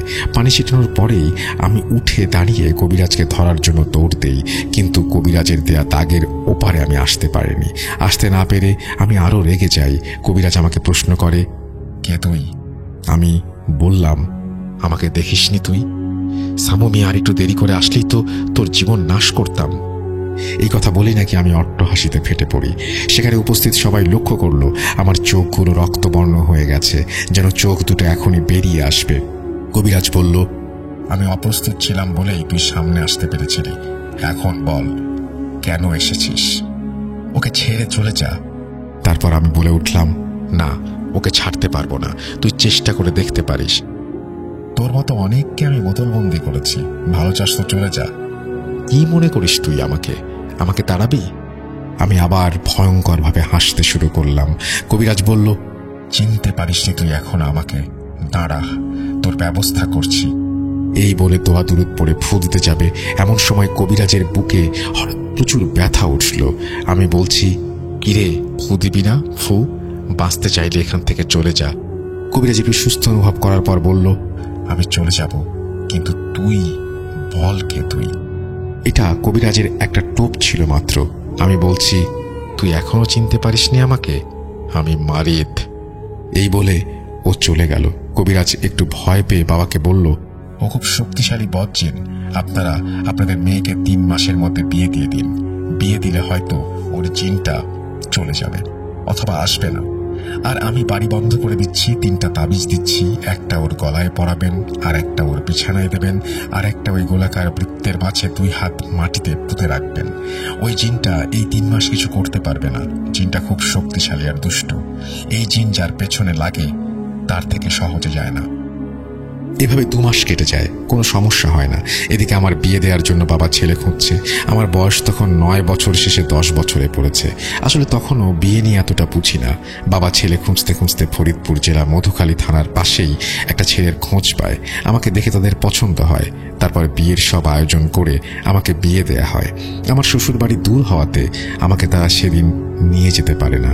গাড়ি ঘোড়াও সেরকম সুবিধা নাই, তাই সকালে আমাকে নিয়ে যাবে বলে। তাই আমাকে ঘরে বসিয়ে রেখেছে। বাইরে সবাই গল্প করছে আর আমি বসে আছি। এমন সময় আমার কানের কাছে ফিসফিস করে কেউ বলছে, চলে যাবি? আমাদের ছেড়ে। আমি তোকে যেতে দেব না, আমি তোকে নিয়ে যাব। কথাগুলো শুনে আমি পেছনে ঘুরে তাকিয়ে দেখি একজোড়া চোখ আমার দিকে তাকিয়ে আছে। আমি একটা চিৎকার দিয়ে বেহুঁশ হয়ে পড়ে গেলাম। আমার চিৎকারে সবাই রুমে ছুটে আসে। তারা আমাকে ঘরে দেখতে না পেয়ে প্রচন্ড রকমের ভয় পায়, কেননা এর আগেও আমার সাথে এরকম ঘটেছে। বাবা সারা বাড়ি তন্ন তন্ন করে খুঁজেও আমাকে পায়নি। এভাবে শেষ রাতের দিকে ফজরের আজান দেওয়ার জন্য মুয়াজ্জিন মসজিদের দিকে যাচ্ছিলেন। মসজিদের একটু আগে একটা বড় তাল গাছ, গাছ থেকে খুব জোরে কিছু পড়ার শব্দ পেয়ে তিনি গাছের দিকে এগিয়ে আসেন কি পড়েছে সেটা দেখার জন্য। এসে দেখেন আমি তাল গাছের নিচে পড়ে আছি। মুয়াজ্জিন সাহেব আমার বিষয়ে সব আগে থেকেই জানতো, তাই ভয় না পেয়ে আমাদের বাড়ির সবাইকে ডেকে বাড়িতে নিয়ে যায়। তারপর আমাকে চিকিৎসা করে সুস্থ করা হয় এবং আমাকে বলা হয় যে কেন ওখানে গিয়েছিলি। আমি কিছু বলতে পারলাম না। এদিকে কবিরাজ বাড়ি থেকে খবর নিয়ে এসেছে কবিরাজ নাকি মারা গেছে। এই কথা শুনে আমার পরিবারের সবাই ভয় পেয়ে যায়। জানি আরো বড় রকমের বিপদ হয়তো অপেক্ষা করছে আমাদের জন্য। সব ঝামেলা মিটিয়ে আমি শ্বশুর বাড়িতে পা রাখি। 5 বছরে কোনো সমস্যা হয়নি আমাদের দাম্পত্য জীবনে। আবার ঘটনার পুনরাবৃত্তি হতে শুরু করে। আমার পেটে তখন 5 মাসের বাচ্চা। আমার স্বামী বাজার থেকে 5 টাকা দিয়ে 2 কেজি ওজনের একটা ইলিশ মাছ আনে। আমি মাছটা কেটে পরিষ্কার করে রান্নাঘরে যাই মাছটি ভাজি করার জন্য। রান্নাঘরের পাশেই একটা বড় তাল গাছ ছিল। আমি মাছ ভেজে রাখছি, এমন সময় একটা লোমশ হাত এসে পাত্র থেকে ভাজা মাছ উঠিয়ে নিয়ে যাচ্ছে। এটা দেখে আমি ভয় পেয়ে আমার শাশুড়িকে ডাক দেই। আমার শাশুড়ি এসে দেখে ওই লোমশ হাতটি এখনো ভাজা মাছ রান্নাঘর থেকে নিচ্ছে। আমরা দুজনেই খুব ভয় পেয়ে সেখান থেকে চলে যাই। সেদিন রাতে আমি স্বপ্ন দেখি আমার ঘরের দরজা খুলে কেউ দাঁড়িয়ে আছে। আমি তাকে প্রশ্ন করি, কে ওখানে? তখন অবয়বটি বলে, কিরে, আমাকে চিনতে পারিসনি? আমি ফিরে এসেছি, বলেছিলাম তোকে ছেড়ে যাব না। একথা বলেই আমার দিকে এগিয়ে আসলো সেই অবয়বটি। আমি তখন কিছু বলতে পারছি না, কাউকে ডাকতে পারছি না। আমি শুধু তাকিয়ে দেখছি সেই ছায়া মূর্তিটি আমার শরীরের সাথে মিশে যাচ্ছে। সেদিন আমার একটু দেরিতে ঘুম ভাঙলো। বিষয়টা কাউকে কিছু জানালাম না। আমার শাশুড়ি আমাকে রান্না করার জন্য কিছু খড়ি আনতে বলল। আমাদের আখ ক্ষেত আছে, ওখান থেকে আমি আখের শুকনো পাতা আনতে ক্ষেতের ভেতরে ঢুকলাম। আমি যেতে যেতে ক্ষেতের অন্য পাশে চলে গেলাম। ক্ষেতের অন্য পাশে অনেক পুরনো দুটো শিমুল গাছ। গাছ দুটোর মাঝে 20 ফিটের মতো জায়গা আছে। আমি সেই গাছের দিকে তাকাতেই আমার শরীর হিম হয়ে গেল। আমার কলিজা যেন ফেটে যাচ্ছে, চোখ আটকে যাচ্ছে ওই গাছের দিকে। দেখি দানবের মতো 2 পা 2 শিমুল গাছে আমার দিকে তাকিয়ে সে ভয়ঙ্করভাবে হাসছে। দুপুর গড়িয়ে বিকেল হয়ে যাচ্ছে। এদিকে আমার দেরি দেখে আমার শাশুড়ি খুঁজতে গিয়ে দেখে আমি সেন্সলেস হয়ে সেখানে পড়ে আছি। চোখ দুটো খোলা, আগুনের মতো লাল হয়ে আছে। আমাকে ওভাবেই বাড়িতে নিয়ে আসা হয়। তারপর জ্ঞান ফিরলে আমি তাদের সব ঘটনা খুলে বলি। রাতে আমি শুয়ে আছি আমার স্বামীর পাশে। ওখান থেকে শিমুল গাছ স্পষ্টভাবে দেখা যায়। আমি শুয়ে শুয়ে দেখছি ওই শিমুল গাছটা থেকে ওই অবয়বটি নেমে আসছে আমার দিকে। আমি কথা বলতে পারছি না, মনে হচ্ছে আমার গলাকেও চেপে ধরেছে। আমি নিঃশ্বাস নিতে পারছি না। ও যত কাছে আসছে আমার সামনে তত আগুনের মতো একটা বৃত্তের তৈরি হচ্ছে। আমার কাছাকাছি এসে আমার চোখে থাবা মারে সেই অবয়বটি। তারপর আমার আর কিছু মনে নেই। আমার শাশুড়ি আমাকে পরে সব ঘটনা বলেছে। ঘটনাটি এরকম, আমি আমার স্বামীকে গলা টিপে ধরে আছাড় মারি। আমার স্বামীর চিৎকারে বাড়ির লোকজন সব উঠে এসে দৌড়ে গিয়ে দেখে আমি আমার স্বামীর বুকের উপরে উঠে ওর গলা টিপে ধরেছি। ওর জিহ্বা বের হয়ে আছে। এভাবে দেখে তাড়াতাড়ি করে ঘরের দরজা ভেঙে সবাই ঘরে প্রবেশ করে। আমার শাশুড়ি আমাকে ধাক্কা দিয়ে নিচে ফেলে দেয়। আমি গর্জন দিয়ে উঠে আমার শাশুড়ির গলা চেপে ধরে বাইরে ছুঁড়ে ফেলে দেই। এদিকে আমাদের বাড়ির চিৎকারে আশেপাশের লোকজনও ছুটে আসে। এসে আমার এই অবস্থা দেখে সবাই আমাকে চেপে ধরে বলছে, কি হয়েছে আপনার, এরকম করছেন কেন? আমি কোনো কথা না বলে সবাইকে মারতে থাকি। সবার অবস্থা খারাপ হয়ে যায়। এরকম একটা অবস্থা এবং একটা সময় সবাই চলে যেতে বাধ্য হয়। আমি আমাদের সেই আখ ক্ষেতের ভেতরে চলে যাই। সারা রাত খুঁজেও নাকি আমাকে পাওয়া যায়নি। পরের দিন সকালে আমাকে ওই শিমুল গাছে পাওয়া গেছে। কয়েকদিন পর আমার পেটের বাচ্চাটা নষ্ট হয়ে যায়। কিছুদিন পরই আমার সাথে এই ঘটনা ঘটতে থাকে। প্রত্যেকবারই ওই শিমুল গাছে আমাকে পাওয়া যায়। এভাবে আমার 3টা বাচ্চা নষ্ট হয়। এভাবে কঠিন কষ্টের মধ্যে দিয়ে আমার জীবন চলতে থাকে। আমার শাশুড়ি একটা কবিরাজের সন্ধান পায়। কবিরাজ আমাদের বাড়ি এসেই ছটফট করতে থাকে। কবিরাজ শুধু এটুকুই বলে, আপনার বৌমাকে এ বাড়িতে রাখবেন না। রাখলে উনি কোনোদিন মা হতে পারবেন না। এই কথা বলে কবিরাজ চলে যায়। কবিরাজের কথা শুনে কয়েকদিনের ভেতর আমার স্বামী আর আমি আমাদের বাবার বাড়িতে চলে আসি। বাড়িতে আসার 2 মাসের ভেতর আমার পেটে সন্তান আসে। এখানে আসার পর বেশি সমস্যা হয়নি, তবে মাসে 3 থেকে 4 বার আমি প্রজেস্ট হতাম। দোয়া কালাম পড়ে আমার গায়ে পানি ছিটালে জিনটি চলে যেত। এভাবে আমার বাবার বাড়িতে 7টি সন্তান জন্ম দেই। ওরা সবাই সুস্থ আছে। 5 বছর আগে আমার বড় ছেলে একটা কবিরাজ আনে আমার বাড়ি। কবিরাজ এসে কিছুক্ষণ পরে বলল, যে জিনটা আপনার কাছে আছে সে আপনার কাছে আসবে না। আমার বড় ছেলে কবিরাজকে জিজ্ঞেস করল, কেন আসবে না? কবিরাজ বলল, সে এখন অনেক বৃদ্ধ আর অনেক জিন এখন ওনার কাছে তালিম নেয়। এরপর ওই জিনটি আর কাছে আসেনি। এই ছিল তার মায়ের সাথে ঘটে যাওয়া ঘটনা। আলহামদুলিল্লাহ এখন তারা সবাই সুস্থ আছে। রাসেল ভাই ভূত.com ঘটনা লিখলাম, ভুল ত্রুটি হলে ক্ষমা সুন্দর দৃষ্টিতে দেখবেন। তারপরে তিনি তার HSC এক্সামের জন্য দোয়া চেয়েছেন এবং তার ফোন নাম্বার এবং সবকিছু শেয়ার করেছেন। Thank you very much. আপনাকে অনেক ধন্যবাদ আমাদের ঘটনা পাঠানোর জন্য। আশা করছি এই ঘটনাটি আপনাদেরও ভালো লেগেছে। যদি ভালো লাগে অবশ্যই আমাদের জানাবেন, যদি ভালো না লাগে সেটাও আমাদের জানাবেন। আমরা আপনাদের ঘটনার অপেক্ষায় থাকব। আমরা চলে যাব আমাদের পরবর্তী ঘটনায়। Welcome back. আপনাদের সবাইকে অনেক অনেক ধন্যবাদ এতক্ষণ পর্যন্ত আমাদের সাথে থাকার জন্য। অনেক অনেক শুভকামনা রইল। সব সময় এই ইউটিউব চ্যানেলটি সম্পর্কে আপডেট পেতে আমাদের ইউটিউব চ্যানেলটিকে সাবস্ক্রাইব করুন। আশা করছি আমরা একসাথে অনেকটা পথ হাঁটব। আজকের মতো এখানে বিদায় নিচ্ছি। সবাই ভালো থাকুন, সুস্থ থাকুন, মোস্ট ইম্পর্টেন্টলি ভূত.com এর সাথে থাকুন। আল্লাহ হাফেজ।